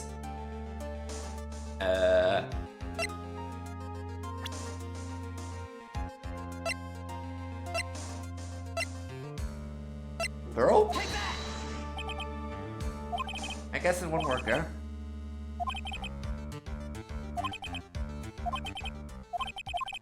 I don't have any right to judge anyone ever again. I know my client is guilty, but what am I doing now? I'm pinning their guilt into someone totally innocent and using the evidence to do so. It might be my turn to say, defense attorney Phineas Wright chooses that. Right? It doesn't suit someone like you to carry useless tears. Whenever you did your job well or not, that can only be seen after the verdict has been decided. Verdict. Is Prosecutor Edward here? Yes, please. There's a phone call for you, sir. They said it was extremely urgent. When we finish with the handwriting analyst, I have to go take this call. In the meantime, think hard about what you must do. Another day. To be continued? What? No, to be continued. My packing task can take this. Oh.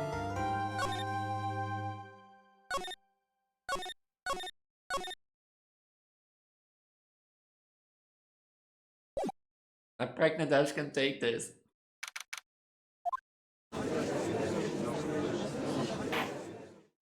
Port for now, Rico-Serve. I've seen both sides already. Yes, Your Honor. Why is that watch like that? Or why do you also seem distraught, Mr. Edward? It's nothing, Your Honor. Wrong with Edward? Looks like something unexpected just happened to him. Okay, Mr. Edward, if you could please tell the court the results of the handwriting analyze on his impact suicide note. Yes, Your Honor. Unfortunately, we have discovered that this suicide note is a forgery. What? What do you mean, Mr. Edward? This note was not written by Miss Impact herself, it's a fake. Order! Miss Edward, would you care to explain what's going on? If it was not written by Miss Impact, then who wrote it? We wait no more time to do more detailed analyze, however. It appears that the handwriting matches that of the victim, Miss Juan Corda. Miss Corda? Oh well, it looks like Miss Impact never left the suicide note after all. Never wrote anything about it in guard. However, Your Honor, even though the suicide note is indeed a fake, Miss Guard could not have known that, and so the facts remain unchanged. Acting under the assumption that it was real, he had plotted to possess it. And that is not very possible. Saying that Guard had no idea that the suicide note was fake. Something seems a little wrong with it. Do I have evidence to back it down?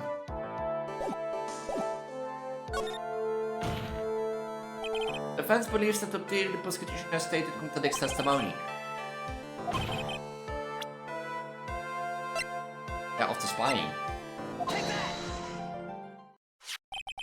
What do I call it again? A video camera, you want a very small one, but... Mr. Edward, earlier you claimed that Mr. Engardi knew of the existence of this note. Because he was spying on the victim, isn't that right? If that were true, And it means Mr. Engarden would have known that the victim had forged the note. Heck! So then the defendant knew the suicide note was a fake. And if that's true, then the situation is suddenly changed in a very dramatic way. Exactly, Warner. Prosecution theory as to what Mr. Engarden's motive for murder was, that suddenly disappeared into thin air. But Your Honor, not as if Mr. Engarden monitored Mr. Koroda 24 hours a day. Perhaps the victim wrote a note in place Mr. Engarden didn't know of. Right back at you, Mr. Edwards. Why didn't you show us some proof that the victim made the forgery at an unknown place?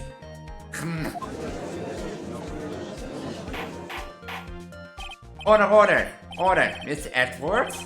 Looks like this time it is you who dug his own grave. As I figured. Huh? As you figured? As I figured, it came down to this after all. Mr. Edwards, you're not making any sense. When I heard the results of the handwriting analysis, I thought this might happen. The question is, what next? What next? If the prosecution can prove Mr. Engarden's motive through the evidence, then we must prove it from another angle. Well, I agree with you there. Your Honor, the prosecution would like to call a witness to the stand at this time. Oh, well, that's fine. However, this witness is a little unusual. Unusual? Well, what sort of witness is this person, Mr. Edward? Perfectly fit to answer once and all for the question of who was it that hired Shelly the killer to commit murder? Is it possible? Who no such person exists who can answer the question with such certainty.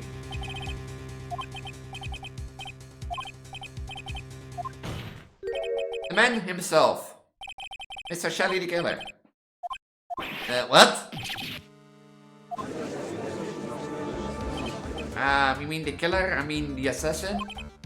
Yes, Your Honor. He's coming here to the witness stand? Oh yes, in a manner of speaking, I recognize that this is a very unusual circumstance, so I ask for your permission. Well, Mr. Wright?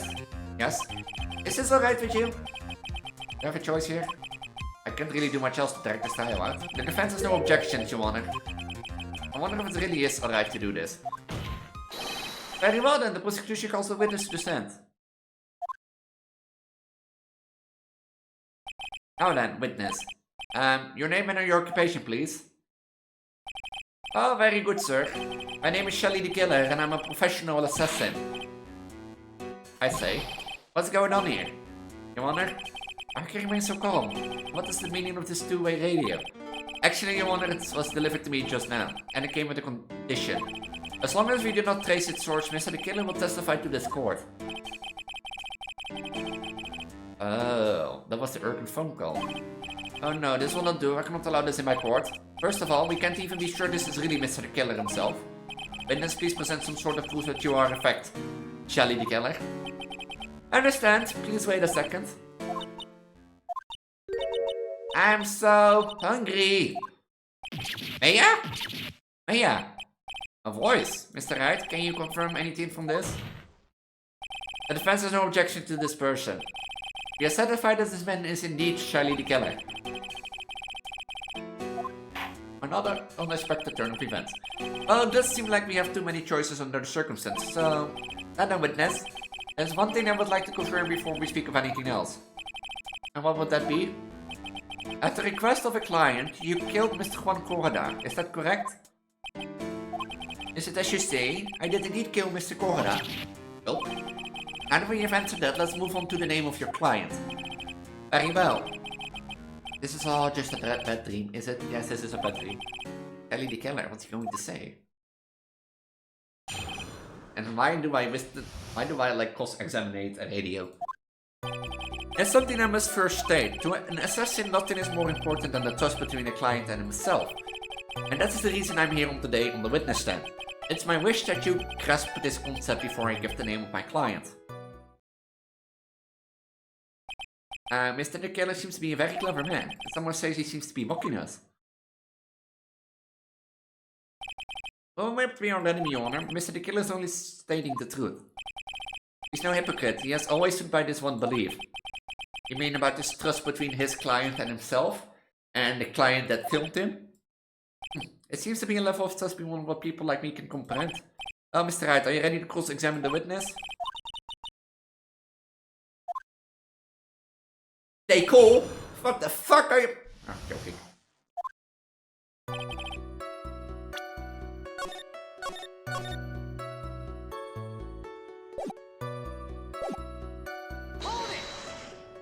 Hold it! We can hear anything you have to say later. Can you please tell us about your client? Please, please. Let me do my back if I still have enough mobile data for still. Hour or so.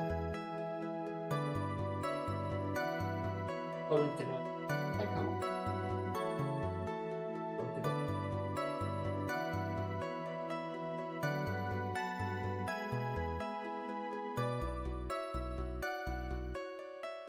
Gigs. 9 gigs is way more than enough. I don't think you understand your place, Mr. Attorney. I said this is something I must first state. Do you know what the word first means? No.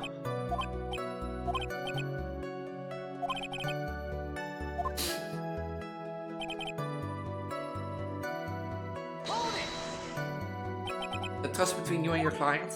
I provide my service in a fast and efficient manner. In exchange, I trusted my clients to discreet about me and my identity. If too many people knew my face, it would be quite troublesome. That's why I'm justifying it in this manner. This is the first time one of my clients has ever been accused of murder. I must preserve the killer name so my clients can trust me. But could someone stab you in the back and break your trust? It has never happened before, but if it ever did, yes, that person wouldn't be my client for very long. That was certainly... That's enough, please no more. Dankjewel, it was only hypocritical anyway. Well, I have evidence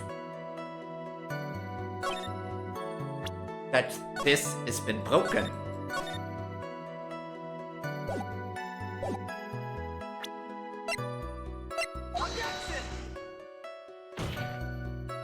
Oh, not?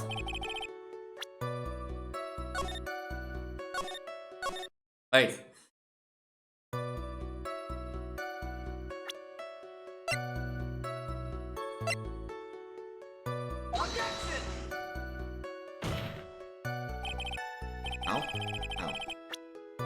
I didn't say anything. Let's go on with the trial. Let's go on. I didn't say anything. Strange to me. I mean, you're about to tell us the name of your client. I wouldn't think this would be very bad for them. It doesn't matter to me. This client has already broken the rules and attached outside of the prescribed rule. This person tried to implicate another of the crime in order to save themselves, and this is a trespass that cannot be forgiven. Fire mighty, could the gentleman who spoke just now, excuse me, but would you care to buy? No, I didn't say anything.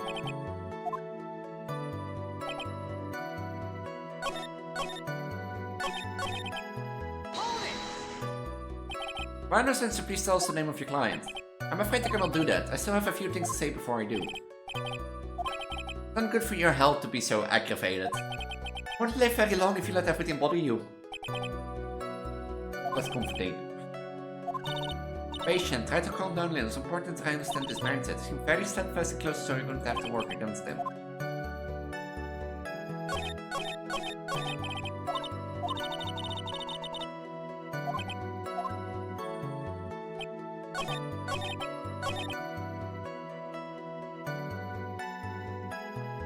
Is this time the camera? No.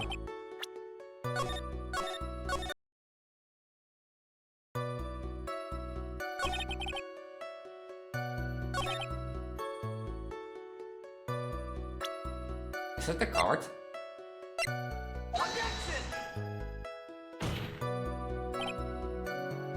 have to get them to talk. I'd rather get them to talk. Evidence?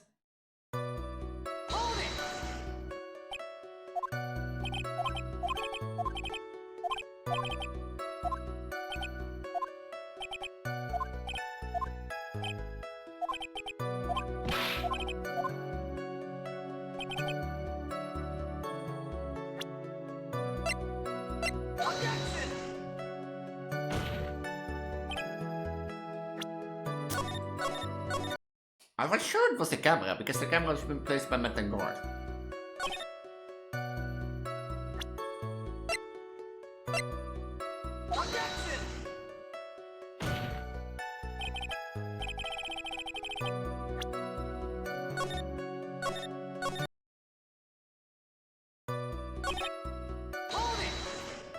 How do I get an assassin to break? Roll.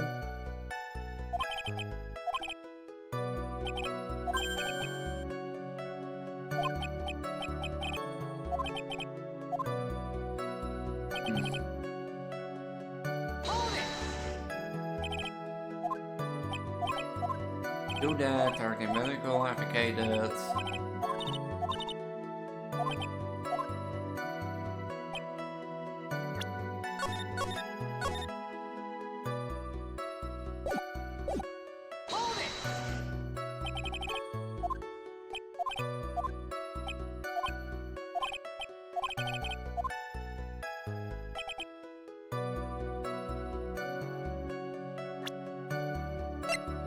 What if the thing is broken?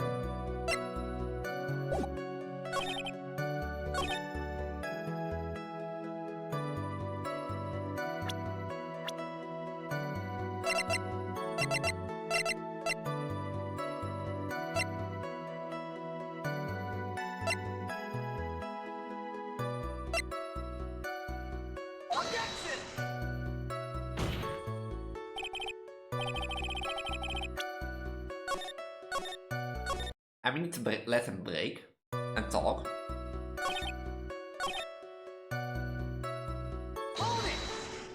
Broke the rules.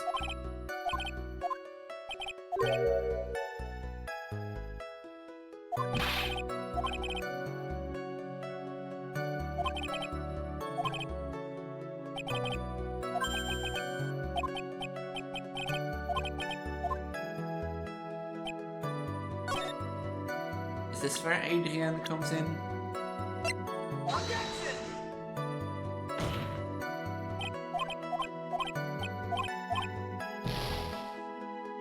I'm not thinking.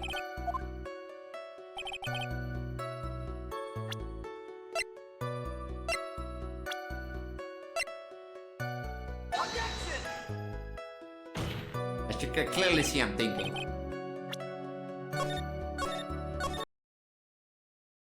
How do I break him?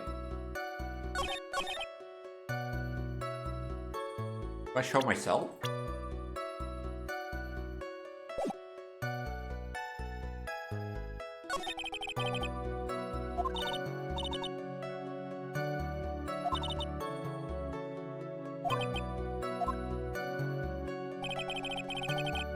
First stage when assessing, nothing is more important than the trust between the client and himself. And someone broke the rules and stepped out of his...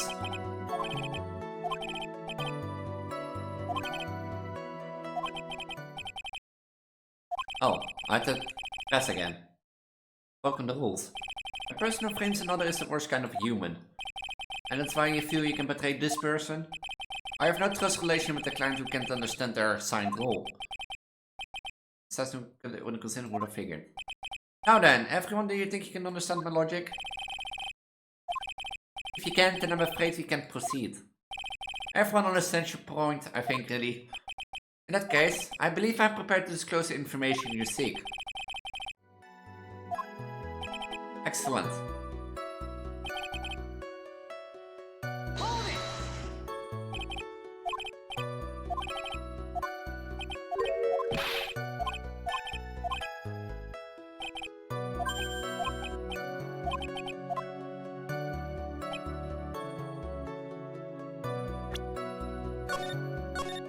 That's not gonna do it.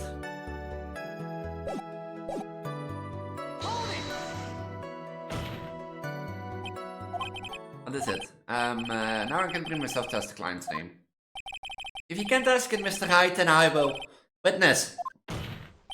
What is the name of your client who requested the murder of Mr. Juan Corda? The person's name is...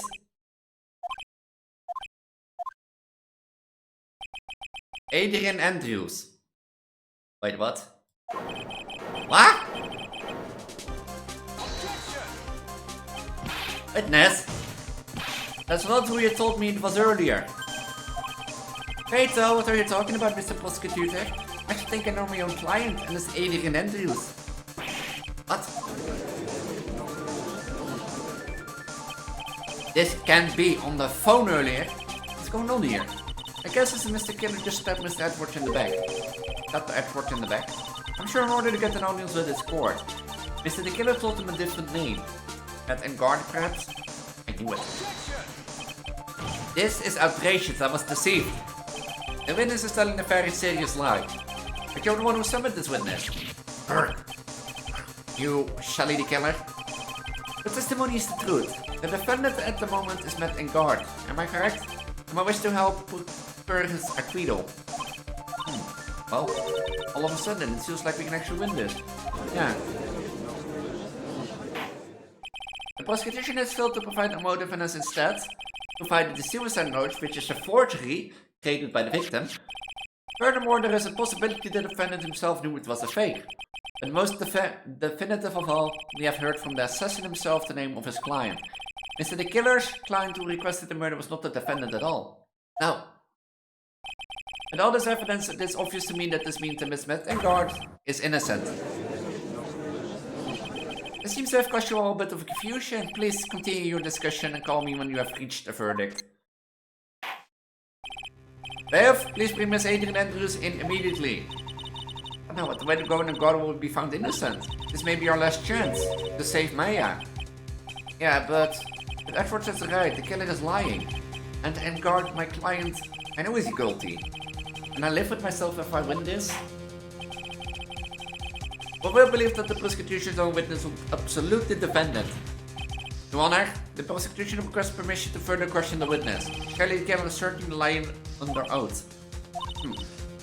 Wasn't me. Listen everyone, please. The testimony just now was all a big one lie. Miss Andrews, this suicide note may have been a fake, but that man, Matt, he's the reason Celeste died. And Juan's dead, it was all because he got pulled into Matt's twisted world. That testimony just now, you have to believe me. It was a horrible, horrible lie. But Mr. the Killer himself has testified. He has named you as his client. No, that's not true. Also, there's quite a bit of evidence that points to you. The knife and button doing the incconcent that I caused you. But that's... You even have a motive. And we know that Miss Celeste's impact was a large part of your life. You wanted to follow her, and you wanted revenge against the two who would have hurt her. I would say you have plenty of reason to want them both dead. I know, Mr. Wright. You know the truth. Tell them. Tell them the real story. Who the real killer is. Tell them. Please, help me. Yes, I know the truth. Mr. Wright? Yes, Your Honor? I know the truth indeed. I believe we have reached the end of this trial, therefore I ask the defense for a final words or opinions. I have to decide, do I take the not guilty verdict and save Mia? Or do I throw this chance away and wait for Grim to choose new evidence? What am I supposed to do?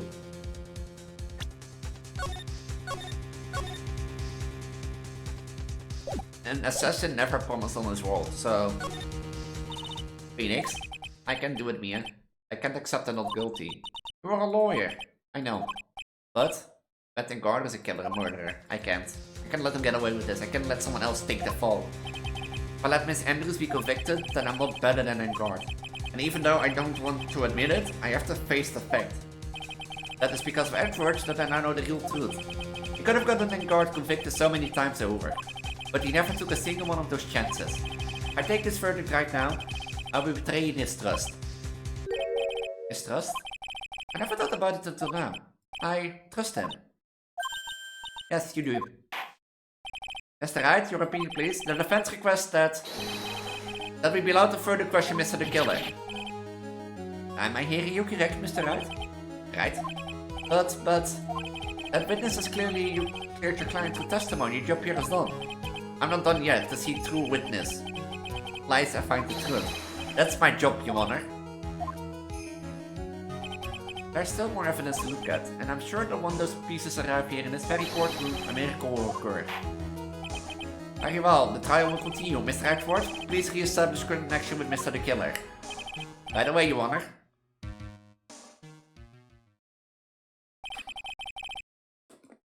Yeah, you're guilty. Lying. to the court in oath.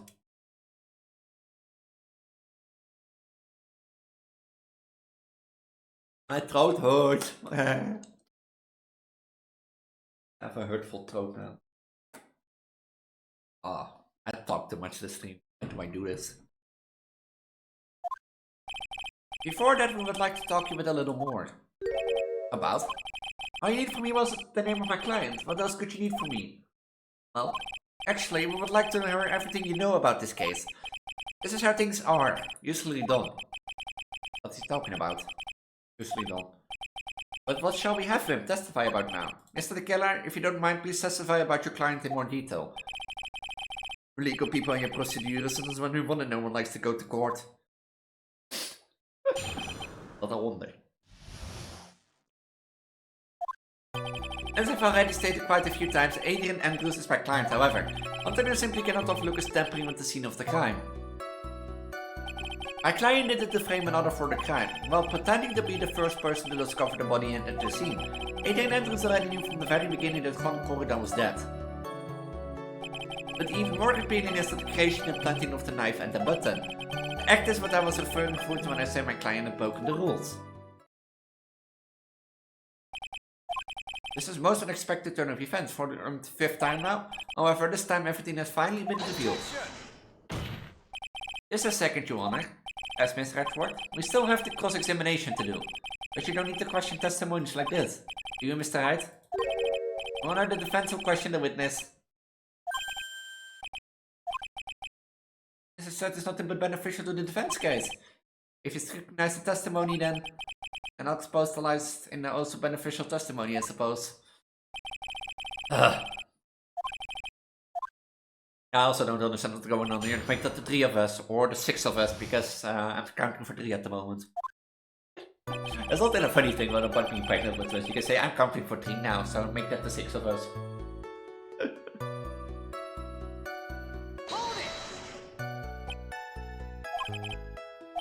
If I press him the wrong way, I might raise suspicion on his end. What is about requesting the hit? Yes? How much is your fee? I see you're all quite a dark-hearted man, Mr. Attorney. Huh? If you would like to talk business, we can do so after the trial. No, I'm not thinking of Mr. Wright. Yes? You want to kill me. Want me dead, don't you? What? Guilty, Mr. Fingal.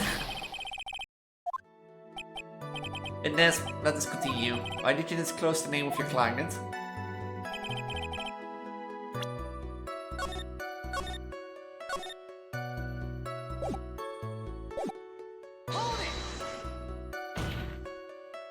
I would think about most people wouldn't be able to overlook a person hiring another to kill. If I had a problem with such a thing, I wouldn't be very effective at my job. Yeah. However, I will say this. Even though I am the one that does the deed, my clients are always the real guilty part. That goes without saying, Mr. the Killer, and their fate is to live with the knowledge of their guilt on their shoulders.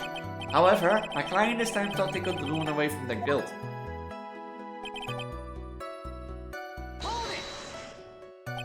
Are you talking about the button and the knife? Yes, and my business card. Oh, this card. So that no one has to waste their time, including the police. I was making the point to make things as easy as possible. You try to make things easy? My business card makes it very easy to identify who would carry out the service. I'm pretty devoted to his work. But to just create everything and to go and stab the disease with a knife and even hide my card from sight, that's something I cannot overlook. It's really hard to tell if you're being truthful not without being here.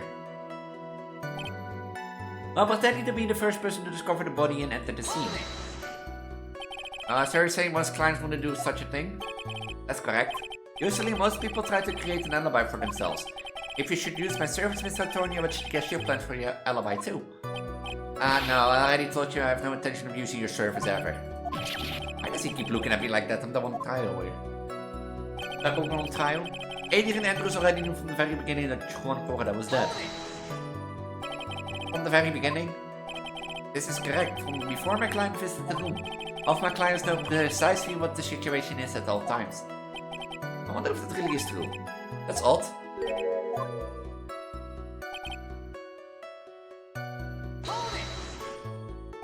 So why do you think your client did that? What do you mean by why? Well, fiddling around at the scene of the crime is pretty risky. Why would someone who had requested the murder go to the crime scene anyway? But that's true. I assume it was probably done to frame Mr. Vanguard. If that's the case, then why didn't the person just request that you do it? Sadly, that's not possible. Huh? My job is to kill, that's all, and to leave my business card behind, naturally. Business card is so my clients may escape blame. To protect them is my duty. Even if they say it's for revenge, setting someone else up to take your fall.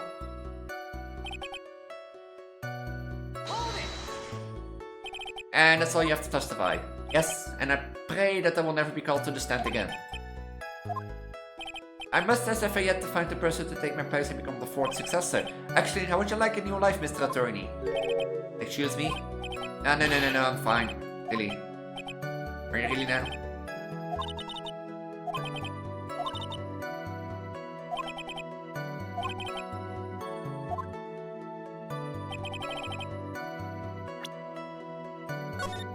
I don't think, like, breaking the rules is what he meant with, like...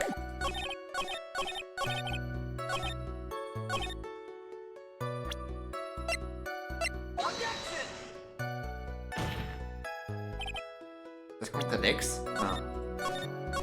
Do I have to press again?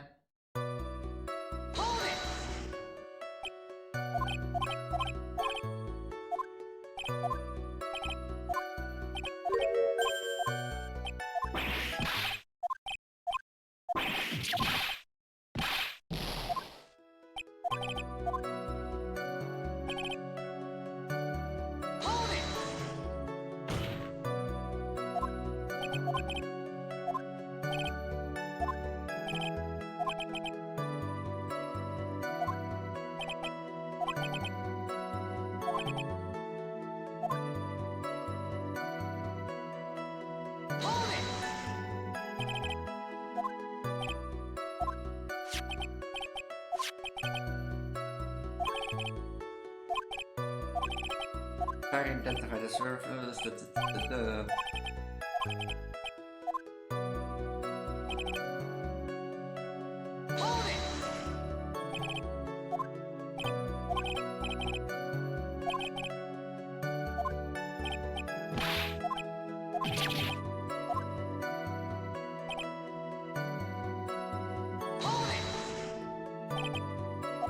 Wait, is that picture?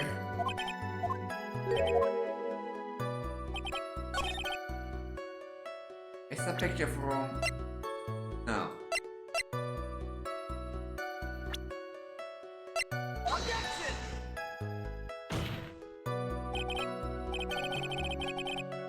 Mr. Pauw said he was talking with Matt and Guard, so Miss Adrian wouldn't know, but...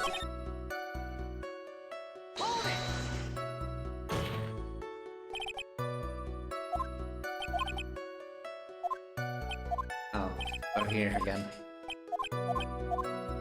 We're here again. We're here again.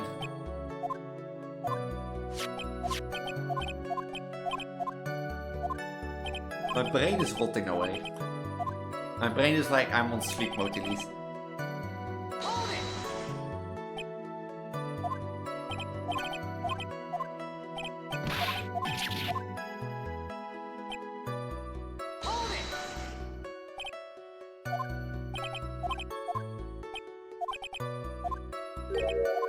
There has to be contradiction in there. Because...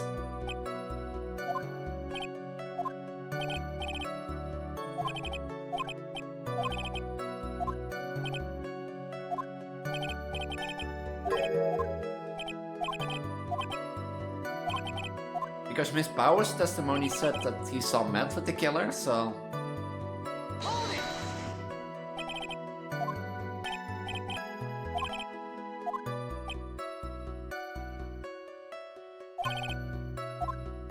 I don't want a new life.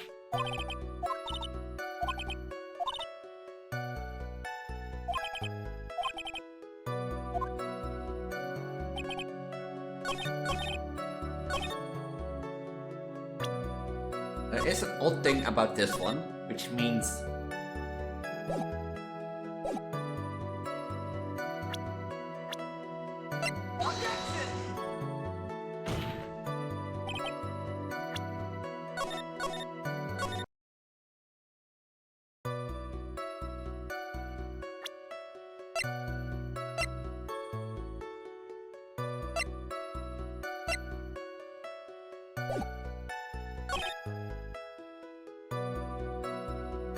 I have to plan to send Mr. Powers here. Objection!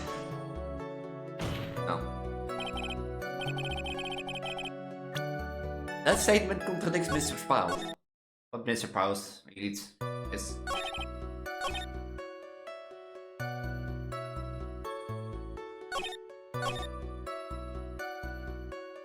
Was this not a picture of, like, that Lola took? Objection!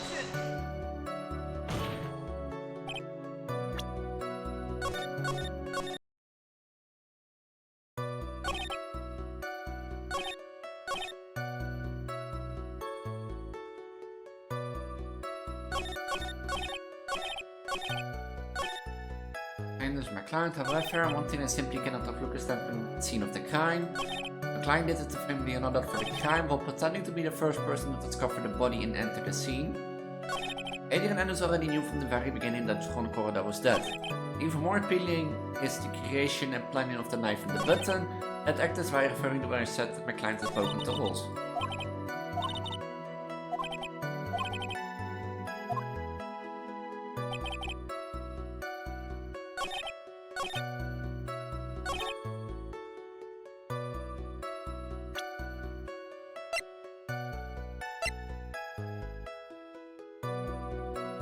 Well, this indeed says Andrew's fingerprints.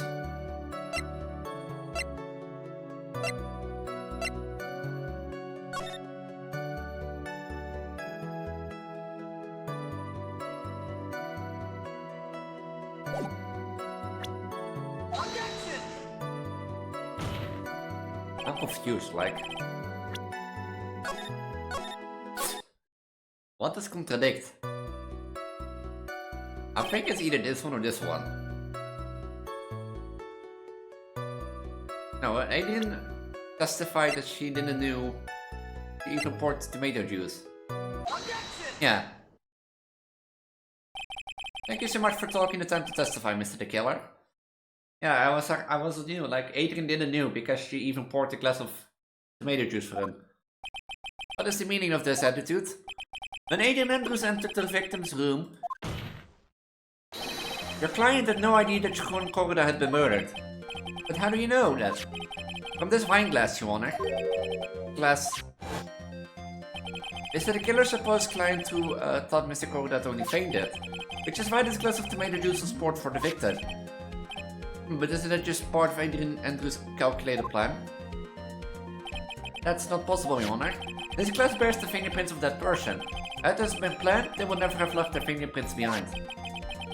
I see your point, Mr. Edward. What is your opinion?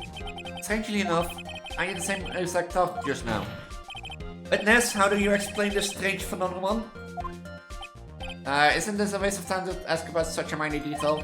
It's not a very important point anyway, correct? No.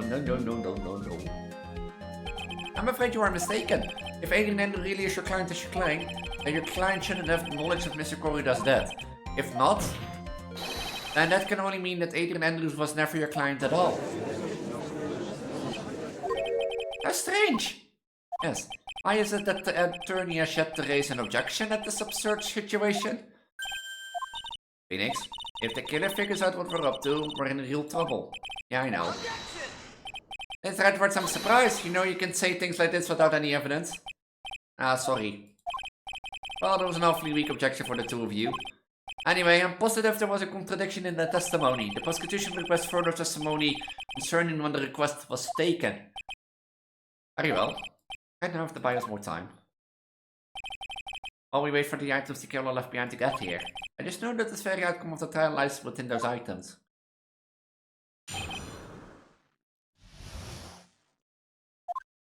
A request came to me about a week ago. It was a request for my service on the night of the award ceremony. We met at a certain bar to discuss and finalize a few matters. This is what occurred. I trust my memory and I believe I've made no mistakes. And what happened?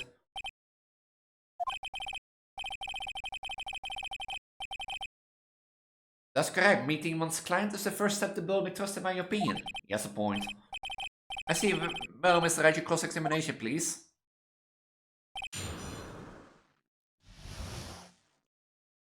He has a point. Building trust is seeing your client.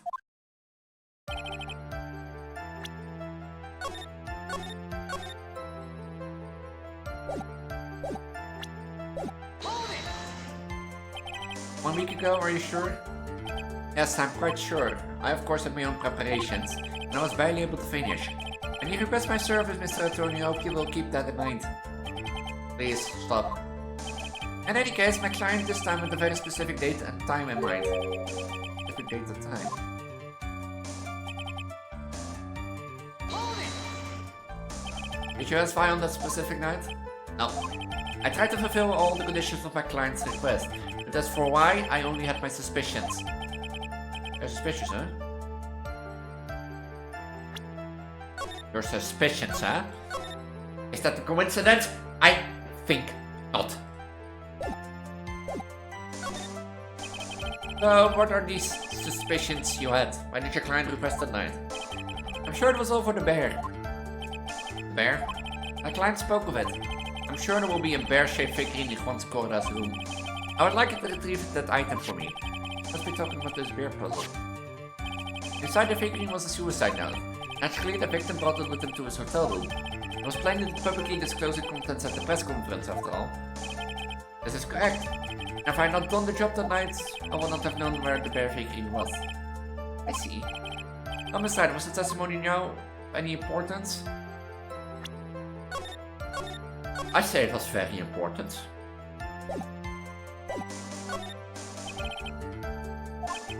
And that is... the client knew the secret of the bear figurine. Huh? Why is everyone so quiet? Is that right? I think all of us already knew that. Oh, really? Ready? Of course I did. Witness, I would like for you to give us a few more details. I always meet with my clients as a matter of principle. I have never taken a request by telephone or mail. And why is that? That's because I value the trust between the client and myself above all else. The only way to establish that is to speak to the client while looking them in the eye. Well, Mr. Wright, was this testimony just now very important? Very important.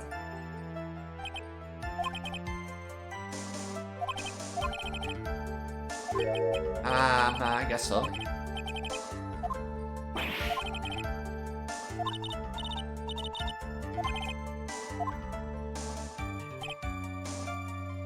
Hold it!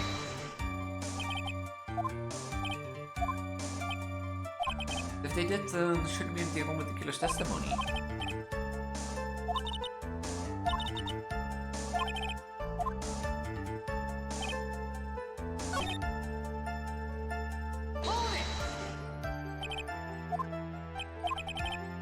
Client need, past suspicion, press further. Bear figurine. Puzzle.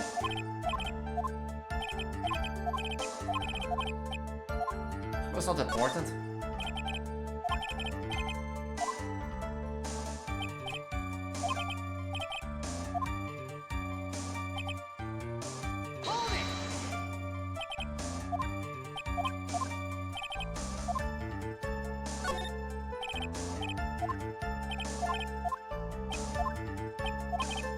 A trust factor.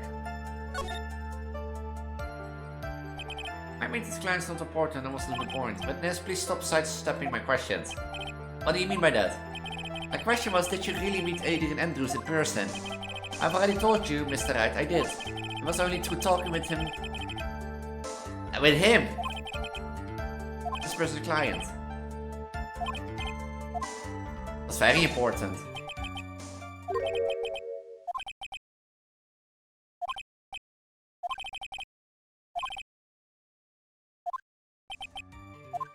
You made a mistake. You made a mistake, Shelly the killer. You made a mistake. Adrian Andrews turned out to be a client who couldn't stick to the rules, right? Oh yes, I suppose you are correct.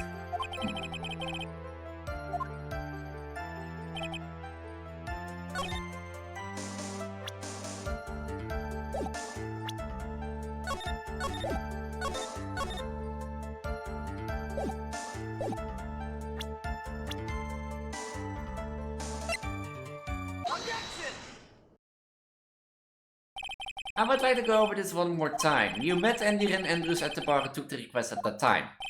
Yes, that's correct. And that's when you thought he was trustworthy. How many times must I repeat myself? Yes, that's correct. Well, I'm sorry, but that's an impossible tale. What?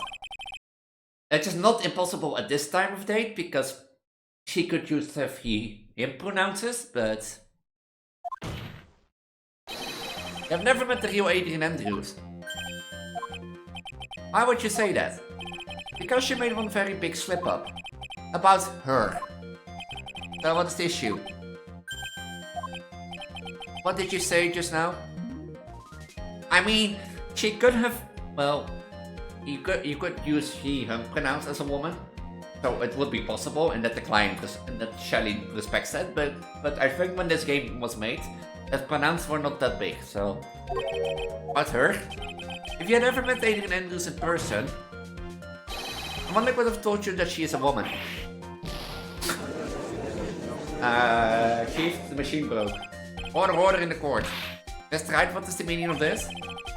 The witness testified to the following, that he always meets face to face with his clients when taking their request. And there's in person. I don't assume their gender.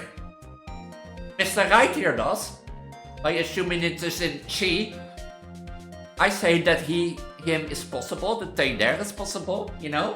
I just read what the game says, huh?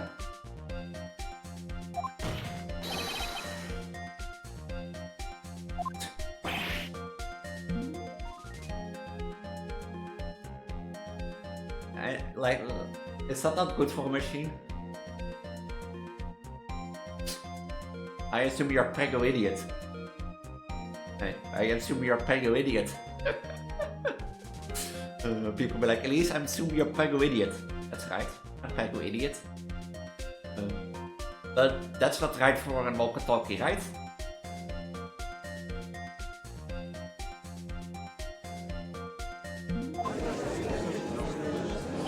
Yes, right, Vods. I understand your logic on this one. However, why would this assassin make such a basic mistake? I believe it's to do with her name, Your Honor. Her name? Yes, Adrian Andrews is without a doubt a very androgynous name. Yes, I see. Yeah, that's weird. Look, maybe I'm a pego idiot, but I'm not that stupid. Unluckily for Mr. the Killer, the entire time he was on the stand, no one has stated Adrian Andrews' gender. And so he simply picked the wrong gender to go with. What? What is going on? Shelly the Killer, this court demands an explanation. I think somehow I must have mixed up this client with another. So does this mean you remember something different now? Yes, of course. Please, if you would allow me to testify once more. I was just going to spit out more lies. Very well, but this time please give us the truth and nothing but the truth. Request taking part 639. Yes, now I remember, I took the request by mail. You just stated last time that you don't take requests by mail or telephone.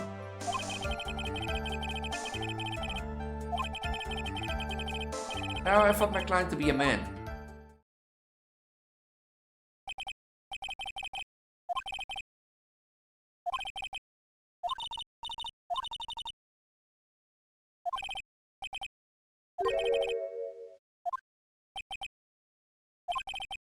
I'm gonna punch, I'll throw your counter right back.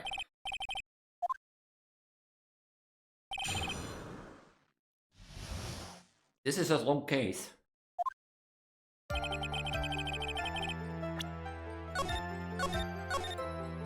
I'm sad that you can't like look back at old people's testimony because basically he said he didn't take anything by mail or telephone. So. But then you just said that you always meet your clients. Yes, I suppose I did say that. However, there are some clients for whom a meeting is simply not possible. But then did you meet your client this time? No, I did not. Oh, come now, let's stop with the game and cat and mouse. Using your skillless voice is not going to work on me. Alright then, just cough it up and confess. Such harsh words. You're a lawyer, so behave like one to present evidence instead of mindly yelling. Now then, do you have any proof that Mr. the Killer met with his client? Do I have proof?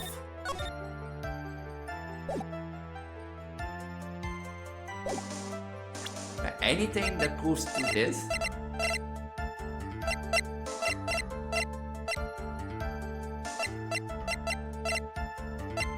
Oh, there's one proof that I could try.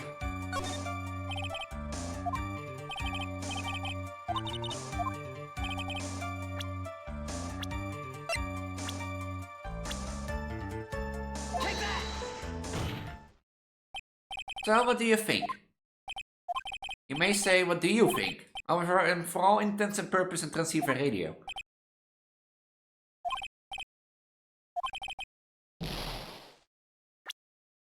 I thought I had it. My only guess, because Miss Paus testified that he met with, like... Oh wait, that's with Matt, and Matt is not the killer.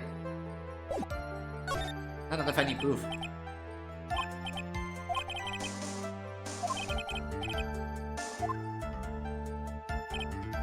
Because the client is supposed to be Adrian. I forget. Hold it! And why could you not meet certain clients?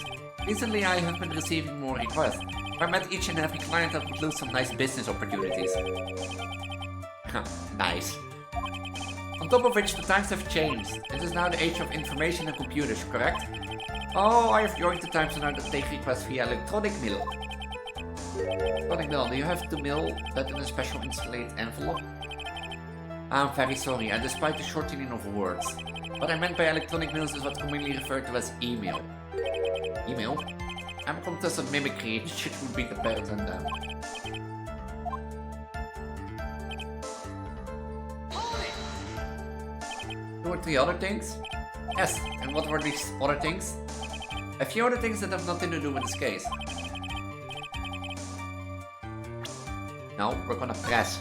We're gonna press hard. We're gonna beat the shit out of it.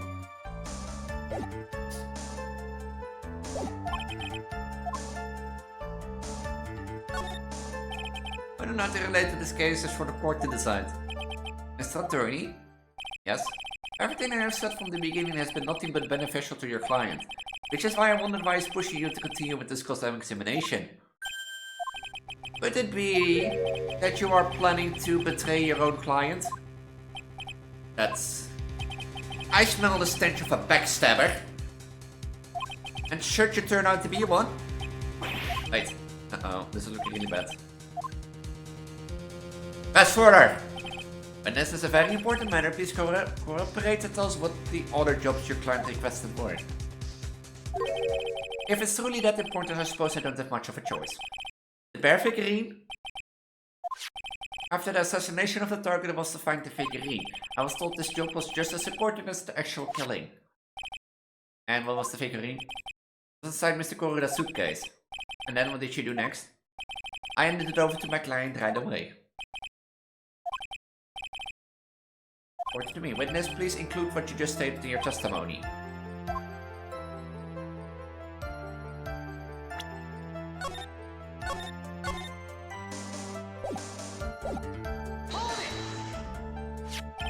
I found this figurine in Mr. Engard's mansion. If he gave it to Miss Andrews, then what was he doing there? I was waiting for her there. That was also part of the plan, to frame Mr. Engard, I'm sure. That makes a lot of sense. Oh, Mr. Wright, do you have any problems with this piece of testimony? I have one. So, the killer says he gave the figurine to Miss Andrews. But I know somewhere in this statement there's a contradiction, and yet... I will cut the connection on his end. 100%. Can I prove he was the butler?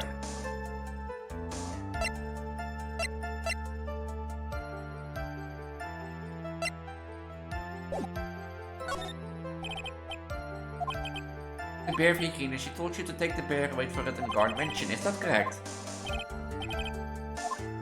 Well, I think maybe I've remembered a few things incorrectly.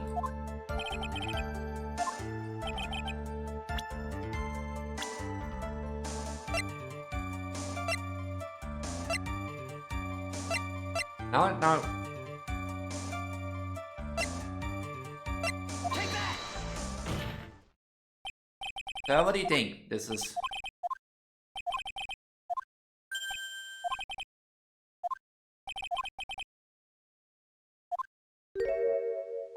If you ask me any more of these pointless questions, there will be no mercy.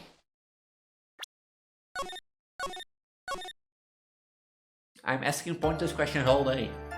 Hold it!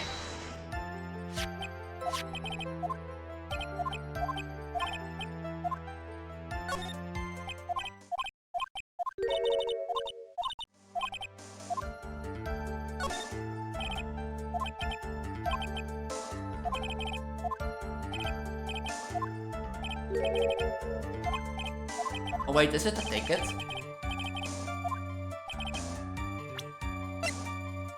Take that!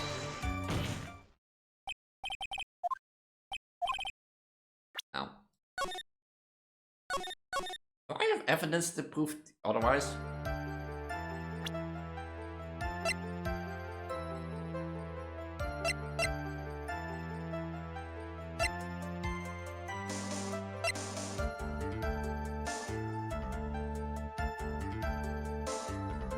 I would think the butler, right?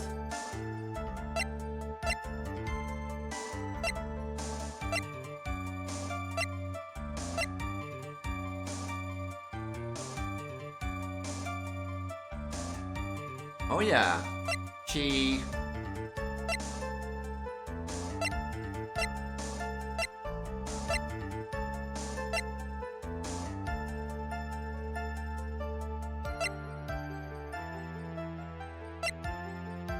She basically...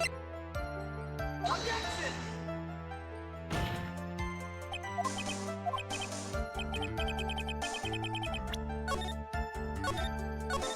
She basically, after the murder, found him. Hold it! And changed the scene, so...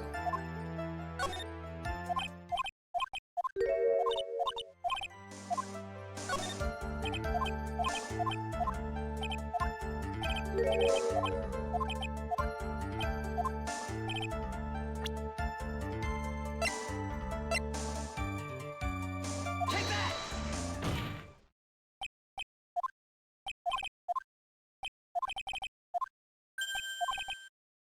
That's not correct, goddammit. I have to think for a moment.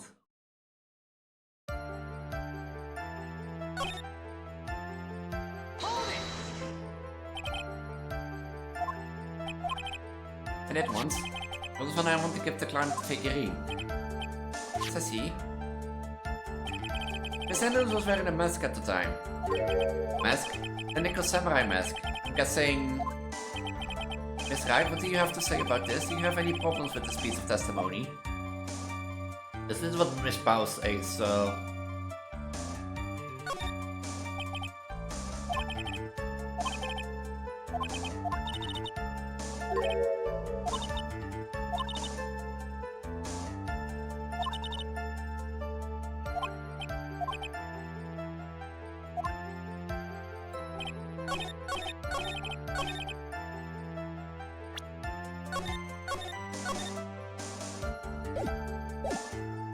Let's see what happens when we get contradiction here.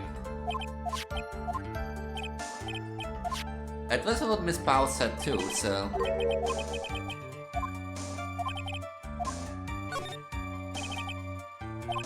Oh yeah, wait. If this is true, then the last part of the testimony is fake. Let's recall Miss Powell's testimony. After the award ceremony, I went by myself to Matt's room. Matt was standing there in front of his room, still in his nickel samurai costume. Matt gave the bellboy a tip. He received quite a large roll of cash from Mr. Guard. At the time, he was not wearing his nickel samurai mask. Oh, it broke. Can you mention? I do remember that. Witness? Yes, that night I didn't wander the floor as a bellboy. I received plenty of tips that night for carrying juice to various rooms. Is that so wrong? Huh? The man who gave me that tip was not my client. He was probably just a very generous person. Objection! I'm sorry, but sadly we are not so nearly so generous here. If I could receive large rolls of cash by simply bringing people things on trays, then why on earth would I stand around here prosecuting? Oh, the deja vu. And where is your evidence that the large roll of cash would not affect the tip? Oh, Mr. Edwards, show me the money. What? Mr. Attorney? Yes? You know, I think your line of questioning has been a little strange. In fact, I would say you don't seem to believe Miss Andrews is my client. Oh no, it's not like that at all. I just think lies aren't a good thing, you know? Oh, I know, and agree, lies are not a good thing at all. I think we are on the same page now, aren't we, Mr. Attorney? Remember, if I feel threatened in any way, I am free to cut contact at any time. I'm sorry, please forgive my foolishness. If only were to apologize all the time. Anyway, I do not see a huge contradiction here, therefore you may continue your witness.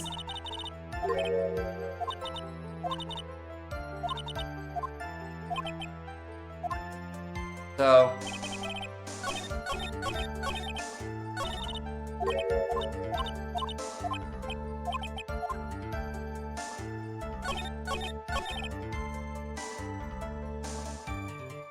was not Miss Pauw?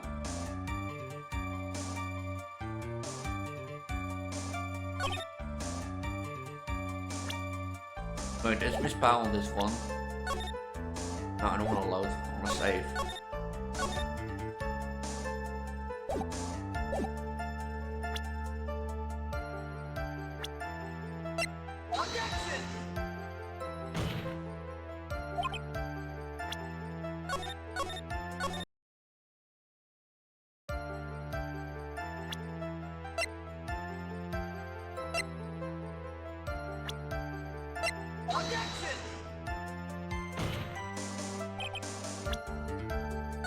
So we have to find something that contradicts the fact that he gave it at the bear figurine at Vet and Garden's Mansion.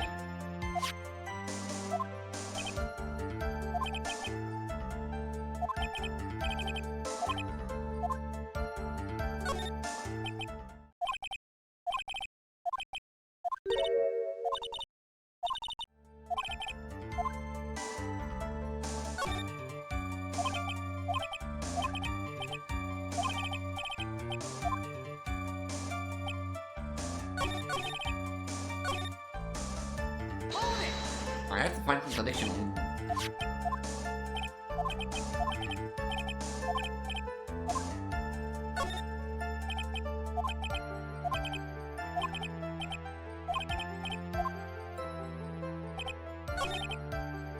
What contradicts the fact that the bear figurine has been delivered to the guard's house by...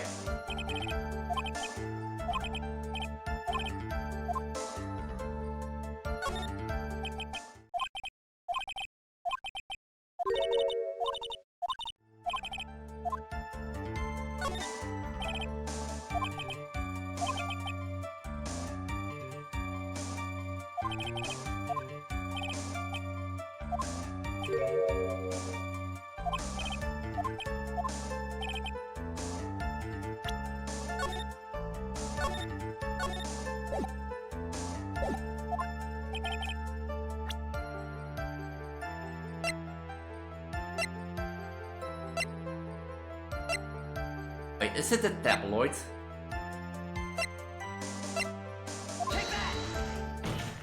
Yeah. Wait.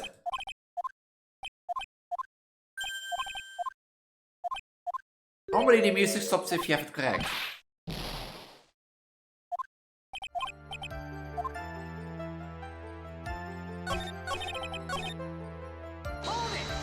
Like normally if the music stops it's correct. There is a contradiction and I know it.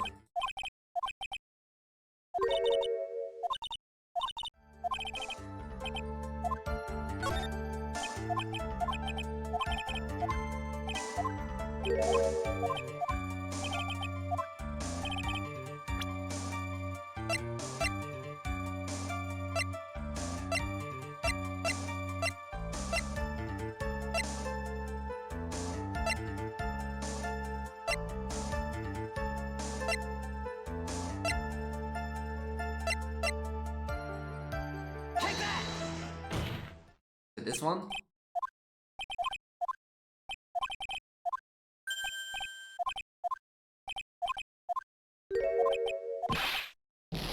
How do I prove that it was not...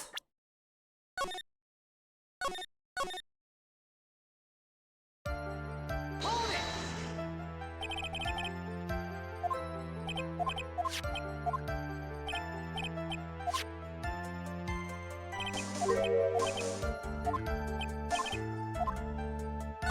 Addiction with it.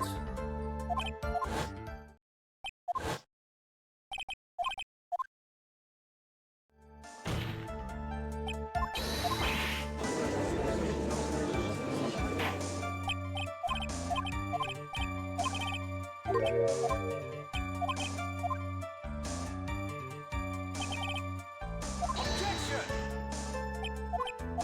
This is not it. It has to be then.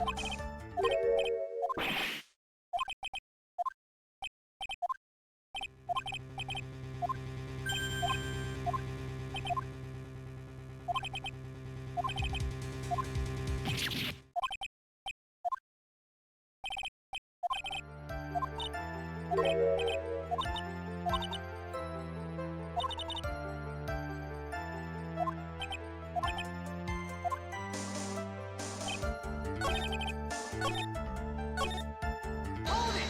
Can I even prove that he basically did? Because I have to prove it at this. Or I have to prove it's something else.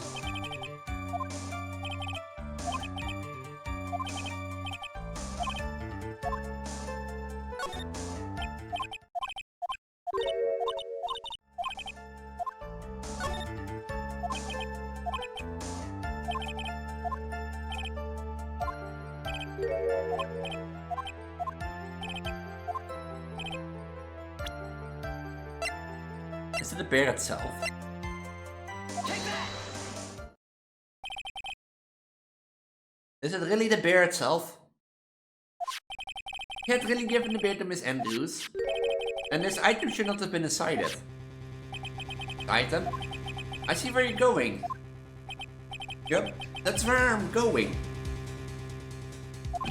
Where is everyone going? Do I need to pack a suitcase? I wanna please think back to Miss Andrews' testimony. And I was going to burn it. For her sake. Even if for a single minute, this bear had actually been in Miss Andrews' hand. I'm sure she would have taken the suicide note out and burned it. Oh yeah, that's true.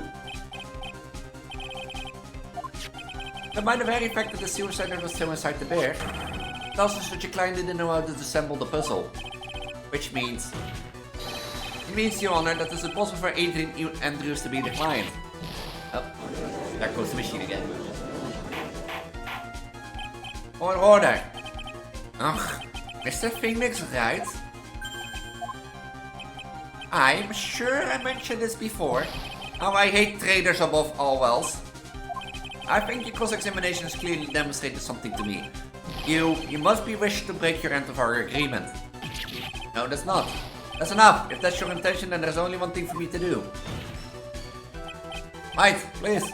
Gentlemen, ladies, please excuse me. I have a matter that I must attend to. No, please, not that. Please wait. Mr. Attorney, bring this trial to a speedy end and I may stay my end. Otherwise... Ugh. What in the... Mr. Right are you? Mr. Edwards? Yes, Your Honor. I didn't understand this witness outburst just now. Do you think there is a need to hear more testimony, or is this enough? Oh, we should... Edwards, we can do this. We keep this up. Yeah, she... Ugh, this prosecution... Let's come over, everyone. Even you are. The prosecution... Rest. What's going on around here? The prosecution has no further questions, Your Honor. What?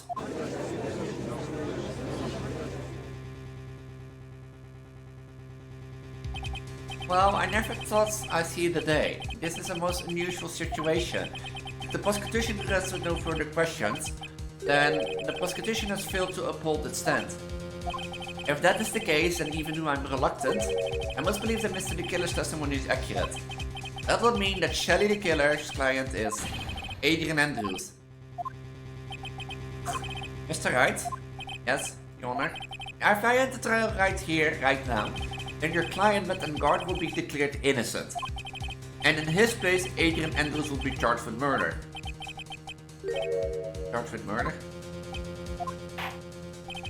The prosecution has no further questions, so we'll now hear the defense's final remarks.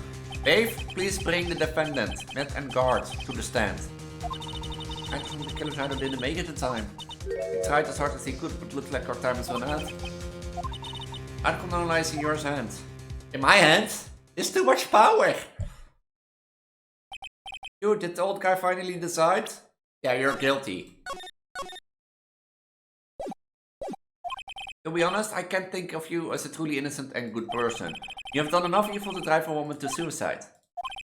But, at least one on the charge of murder would appear you are innocent.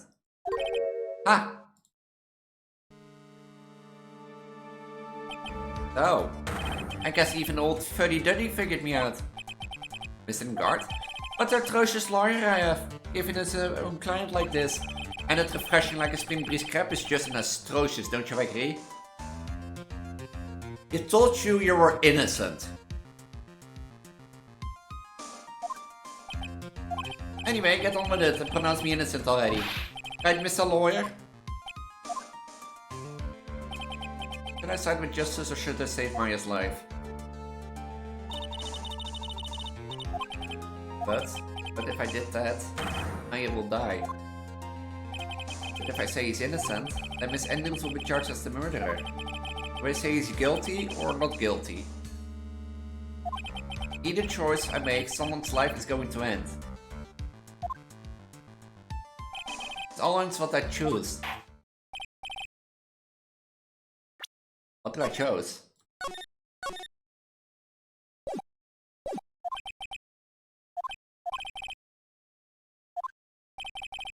Is Matt and Guardian innocent? No need to ask, old man. After all, my lawyer is going to say what I want, aren't you? Right? I can't do this, but I have to decide something. I can't count on the evidence to help me anymore. I have to listen to my heart. My client, Matt and Guard, is guilty.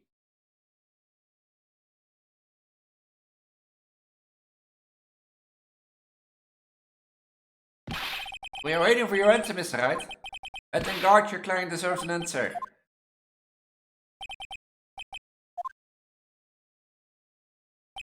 And then Guard is...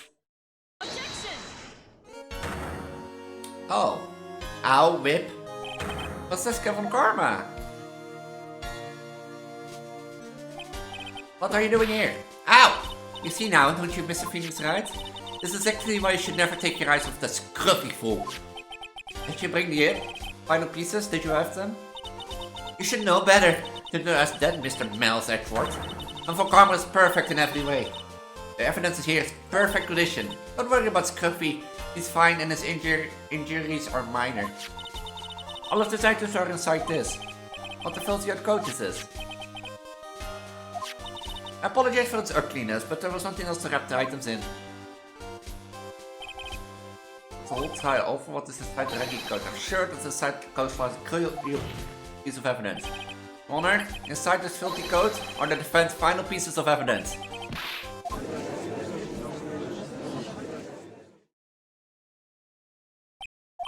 This trial is already over. All that remains for me to hand down my verdict. I do not believe that the evidence presented now would change the outcome of this trial. What? Your Honor, it is our duty to examine every piece of evidence down to the latest. I request that Mr. McCarm be allowed to present the pieces of evidence. I suppose you are right. Miss Edgeworth, I grant permission to do so. However, there's one obvious rule applies here. If these items do not bring up any new points, then they will not be accepted by this court. Now, Miss Von Karma, if you please. The pieces of evidence are these items left by the killer during his escape from the police?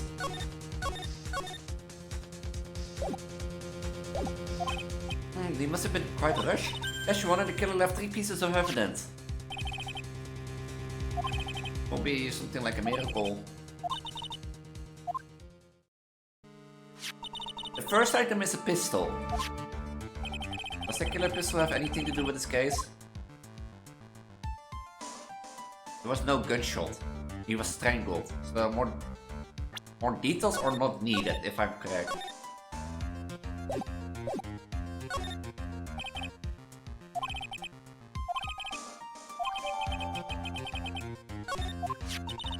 The second piece of evidence is this videotape. That was needed. Have you checked the contents of the tape? Unfortunately, there was no time to. Oh yeah, but I would speculate that this tape is very important. Why would you say that? Because he came back to his hideout for it. The killer went back for it? That's right, it looks like he was trying to recover it. He injured 3 of his officers at site. But somehow it looks like they managed to protect it from the killer. Shelly the killer is no ordinary man. It's the bellboy's uniform. Questioning for more details. It's almost certain it was. There's even a pair of black leather gloves in one of the pockets. No doubt that the killer was wearing this in the night of the murder. One thing I found interesting about his uniform. There's a button missing on the uniform. The button? It's a very unique button. I'm sure if we were able to recover it, it would provide us with any interesting clues. That's all I have to present, Your Honor. Just as I thought. And what is that, Your Honor? I'm sure under normal circumstances, these items for Shelly the killer hideout would be very important clues. However, our question is not who did the killing. It is who's the client. Yes, that's correct. And these 3 items do not tell us anything about that. Thank you for your hard work, Miss Von Karma. You may step down now. Don't give me the option to choose and then be like this. Right, Your Honor. Please allow me to examine this new evidence. Overruled. This court already has all the evidence that you can down a verdict. Wonderful, absolutely splendid. The judge is such a brilliant man, isn't he? Is this the end? Phoenix, I knew it. There's no such thing as a miracle in this world, is there? I think you're wrong. I think they do exist. But you have to make that miracle happen. You've come this far, you can't give up now. But no matter how you think about it, it is... Guy, for my sake, just think about it for a second. There are 2 ways out of this situation for us. 2. The first... Making guard wish from the bottom of his soul for a guilty verdict. Huh? Killer will always place his client wishes first. If a guard himself wishes to be convicted, then he will let his hostage go. That may be true, but that asks me to do the impossible. The second way... Force the killer to end his contact with a guard. If the killer were to no longer think of a guard as his client, then he would let Maya go. Yeah, that's even more impossible. He's a man who values his duty towards his clients above all else. I know both of these seems likely impossible. Beats at first, but if he could make either one happen, it would truly be a miracle. The bigger problem is, the judge already said he doesn't need any more evidence. The PC was just shown that you're not accepting them.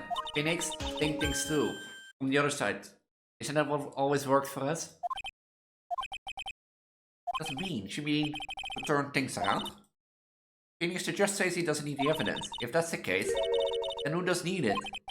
The person who needs the evidence. The defense, prosecution, and the judge. We have seen all the pieces of evidence. And that's how we have come to know the truth. But there's one person who has yet to see them all. And that person does not know the truth. Maybe what will bring about the miracle to the end. There are no objections this time, correct? Now then, I will pronounce my verdict. Now, if I don't listen, kids. I have already told you, Mr. Wright, this court doesn't need any more evidence. I am not saying it doesn't need the evidence, Your Honor. Then, we want to show the evidence to that person. Yes, Your Honor. Please, Your Honor, Mr. Wright. For you to answer with such passion, I will grant you one chance. Please show your evidence who you think is the right person.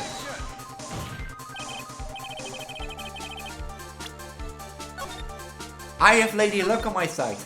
You don't know that?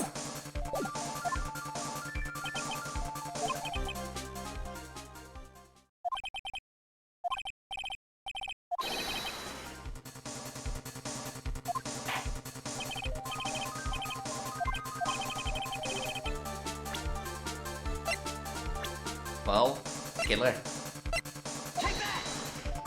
I see, and now? Tell Discord what one piece of evidence you'd like to show this person. Oh, the tape!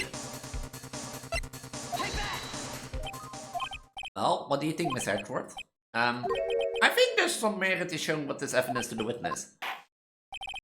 Dave, please bring in the transceiver from earlier. Wait. I can show... Maya, she's okay, right?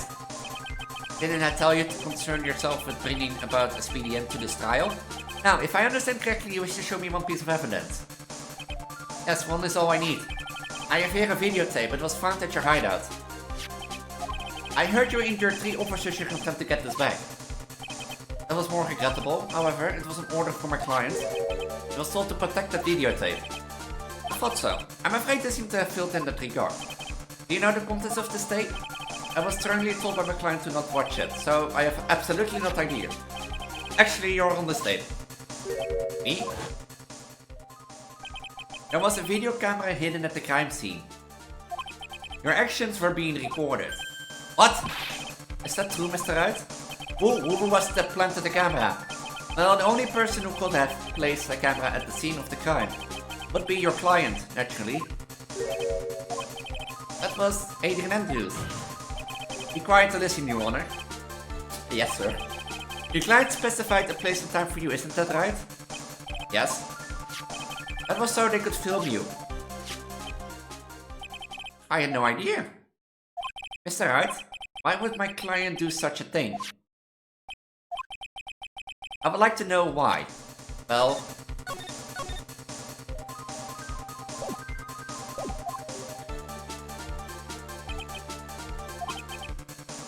There's only one reason why your client wants... And that was, he wants to blackmail you. Your client once told me something very interesting. We were talking about you and this is what they said.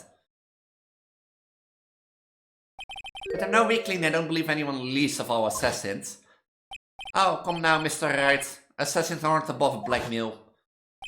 Yes, that's where the video comes in. But that I can keep him at bay and even blackmail him if I want. Your client didn't trust you at all. They were thinking of using the video to blackmail you. What do you have to say to this, Shelly the Keller? Oh. It looks like I was being deceived from the very beginning. Yes, by a natural. That's not the kind of a person they are. Your client is a person who only thinks in the plots of how to use people around them. To protect themselves from any and all dangers that may arise. That's the true nature of your client. I have one question for the witness. Yes? You told us one thing numerous times during your testimony. You said that you detest traitors most of all. Yes, that's right. But what if the traitor was your own client? What would you do then? That's obvious. I would break our contract in that case. And then? That client would become my next target. For the honor of the killer's name, even if it takes an eternity. I would follow that person to the ends of the earth to exact my punishment.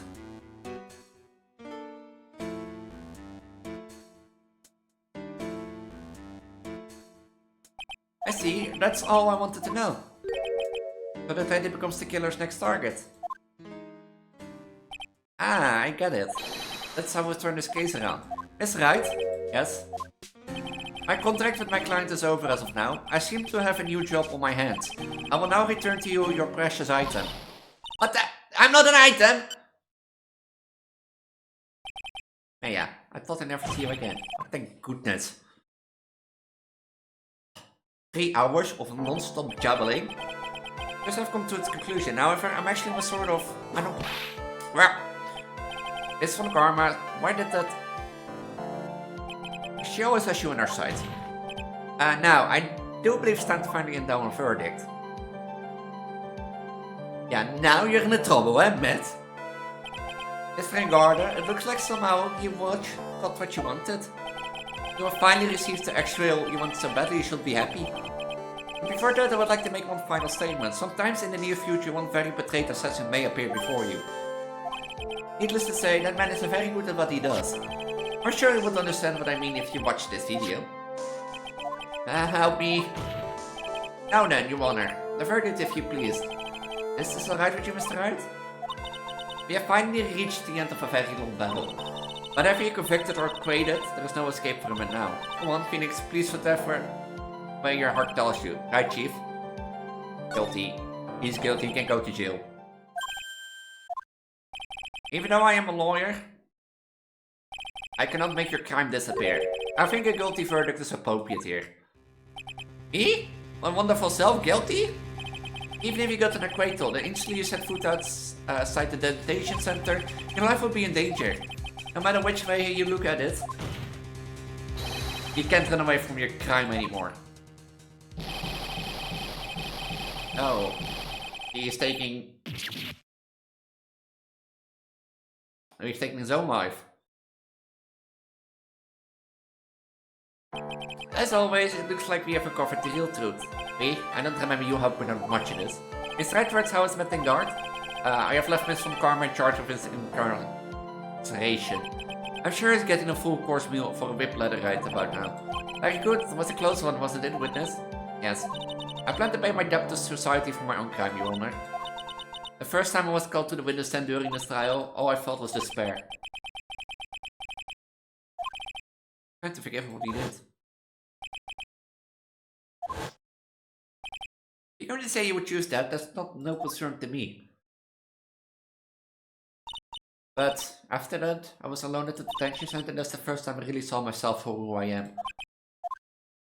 And today, when the two of you used your combined strength to convict Matt, I felt like I'm really happy that you two were charged on this case. I really don't know how to express how I feel at this moment. This is the first time I felt comfortable with myself and who I am. Thank you so much, everyone. He smiles. Looks like we resolved everything at last. As for myself, there are still a few things I'm confused about. But everyone seems to be in good spirits. And it's good enough for me. This is all. The court is adjourned.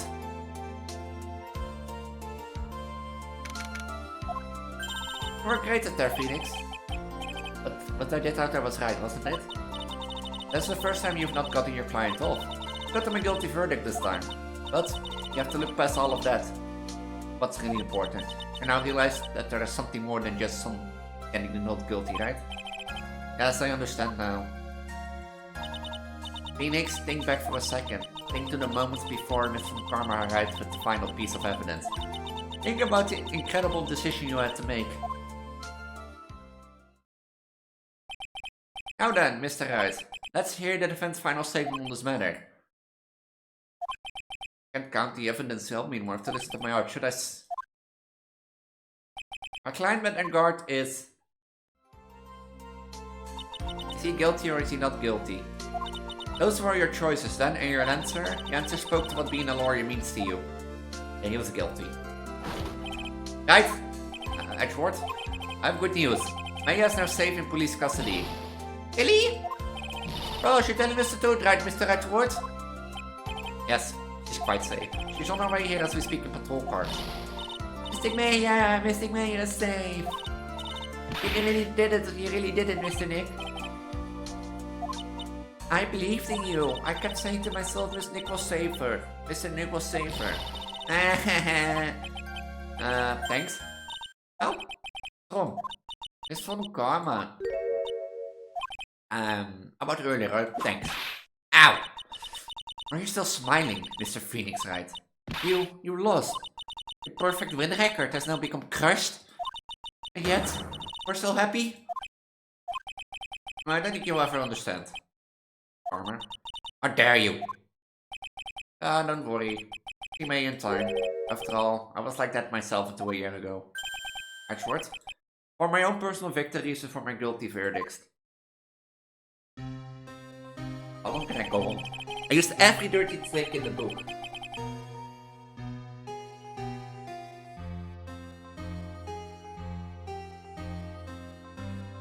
How much data do I have? I used every dirty trick in the book and so many win records remain spotless. But a man appeared as best against that selfish me. I forget him in my usual manner, but taste my first defeat. I felt like I lost everything because of that.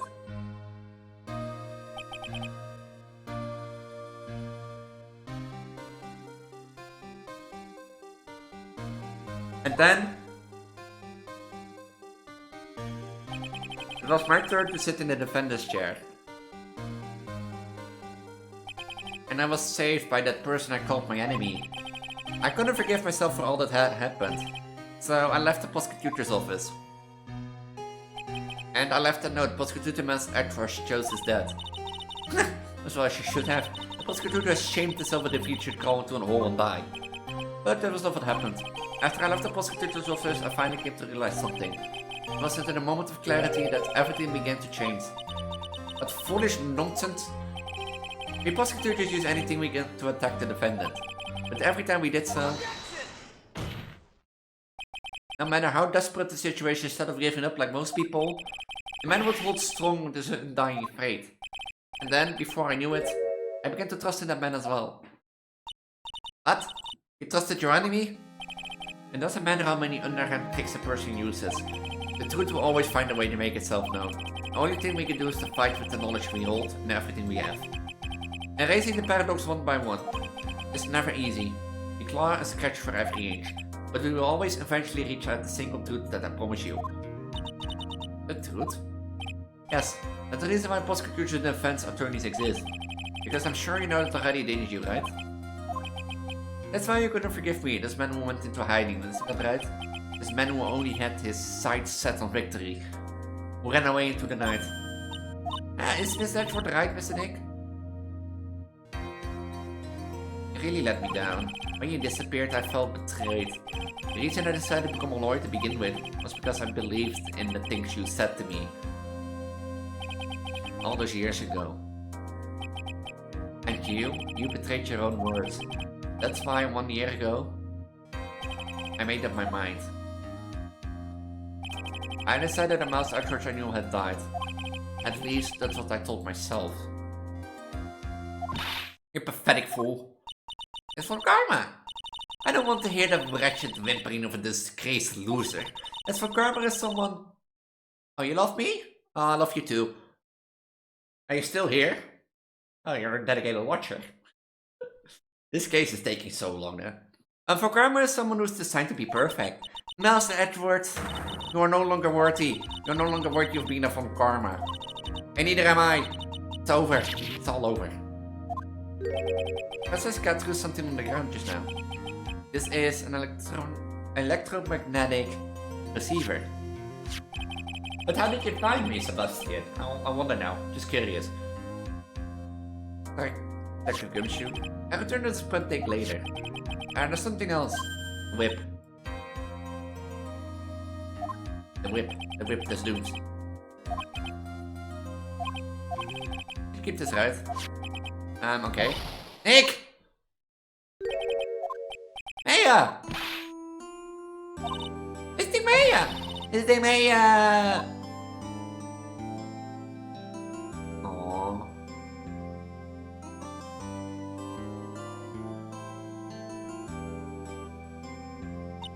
Oh, Nick, I knew you would come through. You got the card convicted like I knew you would. And on top of that, you even rescued me. Well, of course I did, you know, whatever deserted you. But we sure pressed some luck to destroy you. You really look to be standing there. Whatever. Look, it's over, okay? Besides, if I did croak, I would just come back and hunt you like a bad ghost. Early. Is it really that easy to do something like that?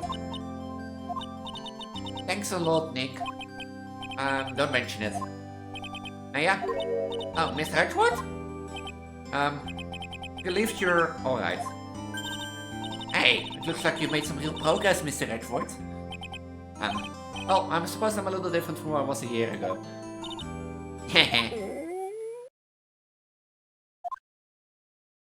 Alright. I think it's time to get out of this depressing place. Huh? Where are we going? Food, Nick. Food. Grub. Joe, I'm starved. So hungry, you look like a nice juicy burger on a bun to me, Nick. Hey, you think I look like a burger? It's prime rib at least. What is Mr. Edward, please? If you insist. Alright, so what hits up our usual burger joint? Don't be silly, Nick. Huh? This case messed up that awesome evening and I got in the way of my gourmet food. Then decided that I have to make up by having another feast. Another feast. Come on, Nick. Food!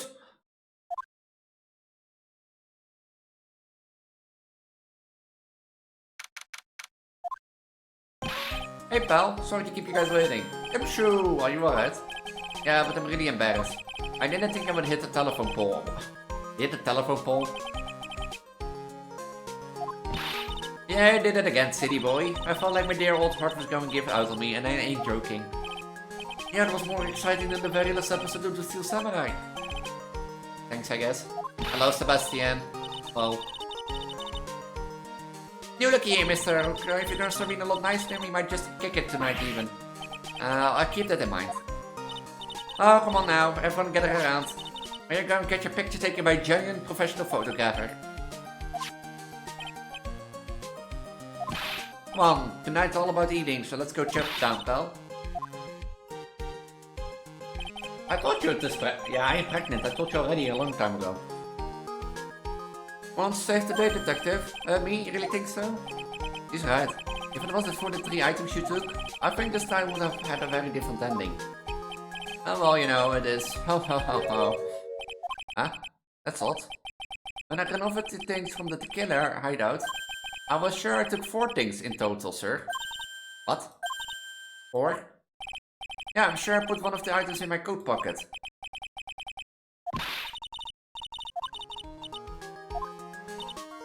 Of Merlin getting kidnapped? Having a dull moment with you, huh?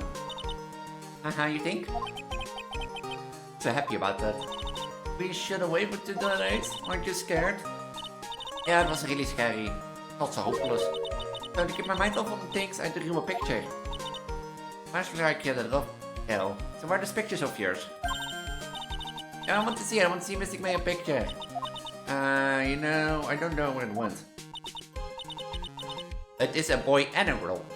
Twins. Ah, that's too bad. Oh, it's alright, it wasn't any important anyway. Ah. I'm sure now it's finally to see them both smiling again.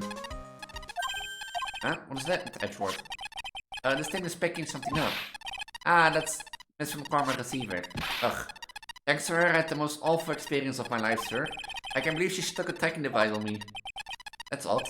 Even though you're standing right here, the tracking device seems to be in a different location. Oh, it's probably busted or something, sir. Well, it doesn't matter. I'm afraid about time for me to excuse myself. I still have some work to do. But Mr. Edgeworth, you haven't eaten anything yet. I'm getting hungry now. I'm getting hungry now. What? I just want to say thanks, Edward. You really saved me out there. If anyone should be saying thanks, it should be me, right?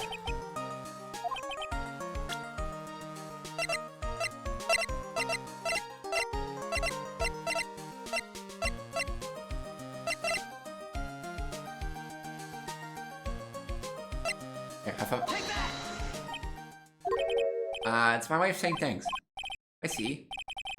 Oh, what does count? But being pregnant with twins was so fun. So fun. I lie.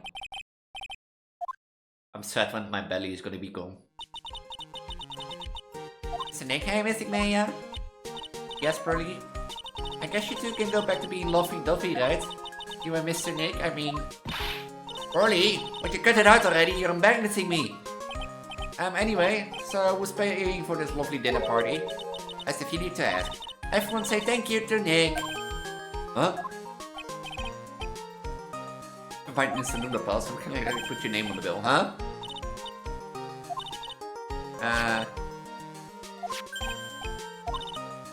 So I'm buying for all of this?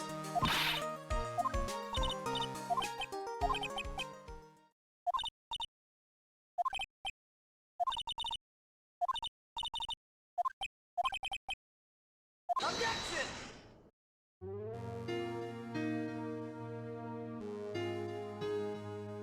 Wait, was this the final? I don't have time.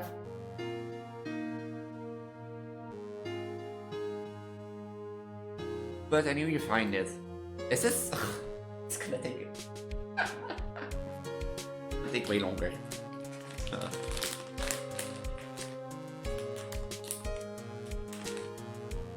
Can I skip this?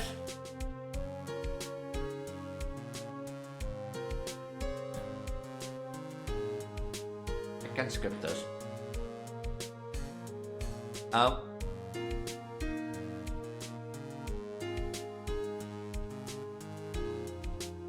I can't skip this, can I? I can't skip this. No. But believe me, being pregnant also not easy, or doesn't look like all fun, you know, of having a big belly, getting increased boobs and such stuff. Also a lot of nausea, back pain. You eat way more, you're way more hungry, you have to go to the toilet a lot. I'm saying that I have to go to the toilet, but I got to be pregnant with twins, so I had a fun time.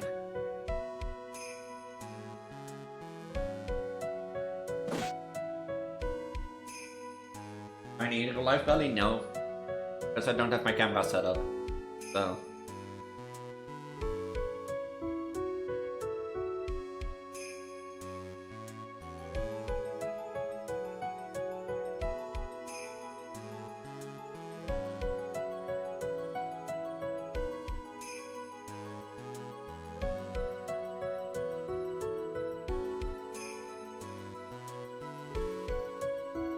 Yes, recently, yes. So, you know, I haven't seen her around. Yes. But I remember if I even laid so much as an eye on her, I would go crack. And it didn't matter if I got whipped though. Yes. Oh. And there are plenty of videos out there who show my pregnant belly and streams. Or at least show my belly with a keyboard, so.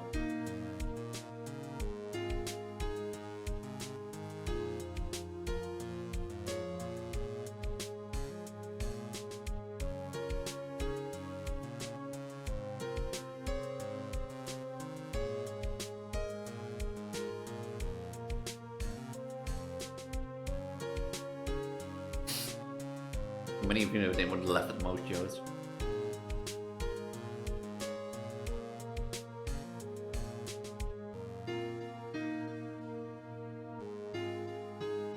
I'm ready. There's no way these jokes are gonna fall on deaf ears.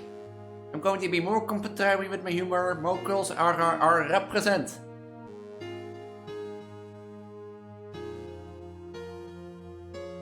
Say something, will you? You're supposed to start this off. Get on with it.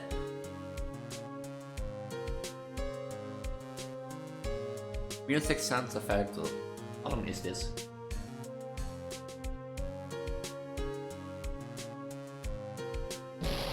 What's this? Threaded, just an ordinary electric razor recharging on its stand.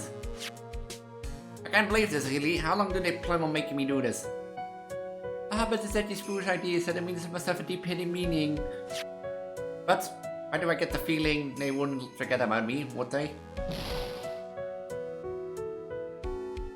Even I was laughing like this in the old days, call me Queen Wendy and treat me like royalty and anything, but she's been jumping in on for all those things.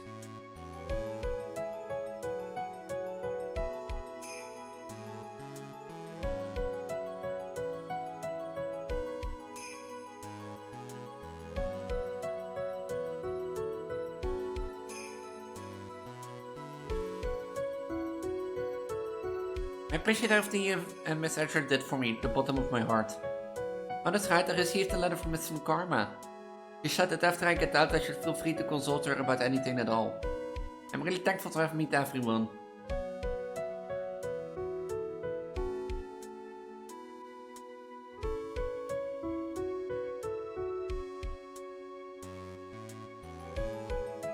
It has become difficult for me in this country as of late. As such, I will take a short leave of absence. If you would like to request my service, please be sure to visit my homepage. May we both be blessed with longevity. Suicide.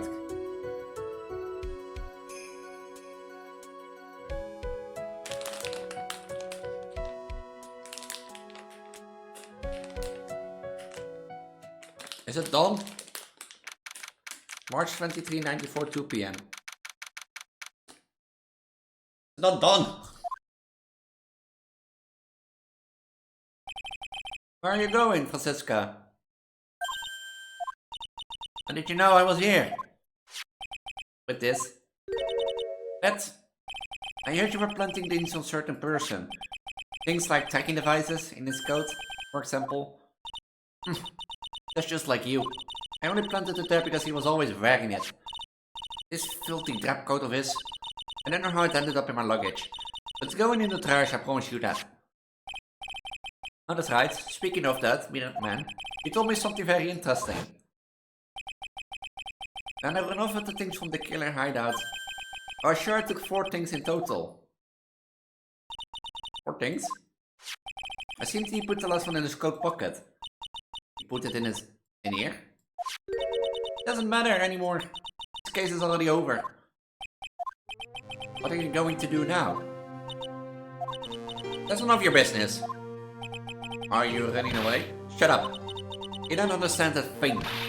You can't possibly understand what it means to be Manfred von Karma's daughter.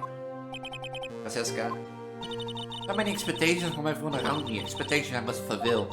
I'm expected to win no matter what. And failure? Such a thing is not an option for me. My father was a genius.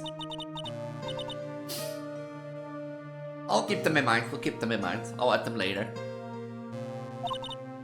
But me, I am no genius, I've always known that. But I had to be one, I had to. May not be a genius like your father, but you're a prosecutor, you have been and always will be. No, I'm not. Not anymore. I've even thrown my whip away. Right. You're supposed to give me that whip. You haven't changed a bit. You always let me alone and walked on ahead without me. Now, said Watch, I've always hated you. And then, finally, my chance to take my revenge on you arrived. If I could win against that man, if I could make Phoenix Wright bow down in defeat, then this girl you left behind would have risen higher than you. And it was supposed to be my revenge. I see. You know, I can do it. I can change who I am. I can throw away everything I've been until today. I believe you can. Just like how Adrian Andrews did. Adrian Andrews? We're going to use you during the trial, right? But you were dependent on your father by using his tactics. Isn't that right? Today, you chased after me, after I'd left you behind all these years ago. And that's why we're standing here now, side by side. But I have no intention of stopping. If you say you are going to quit your walk down the prosecutor's path, then this is where we part ways, Francesca von Karma. Crying? Aye. I'm a Francesca von Karma. I don't think I'm going to walk in your shadow forever. Our battle begins now. Oh, you better prepare yourself, Miles Edwards. She's crying.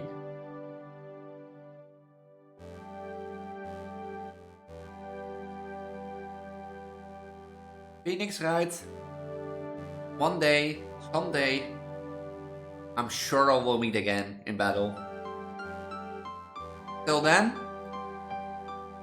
this last piece of evidence that never made it to you,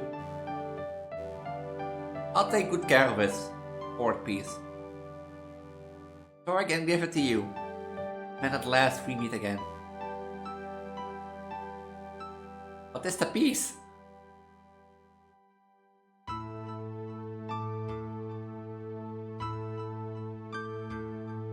Really? It was a card.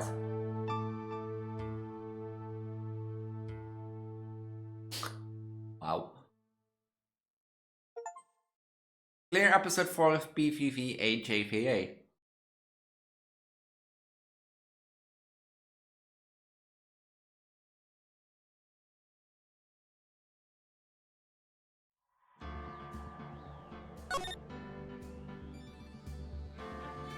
Which means, if I'm correctly now,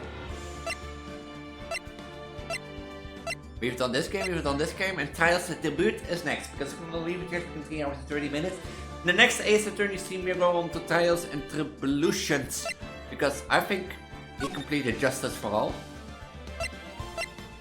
Yeah, we completed it, which means a new game awaits next stream. If you're new around here and don't know who I am, I'm not a Spiker Elise, your pregnant poly Vtuber trans girl on the internet.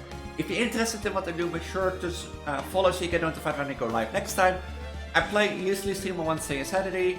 I usually on Wednesday do a random game, variety streams, and on Saturday Project Diva. If you're interested, make sure to follow. You can otherwise keep an eye on my socials when I go live or join my Discord down below. Or by doing !Discord in chat. And with that, I'm gonna say have a wonderful time and I'll see you all in the next stream. Bye. Bye.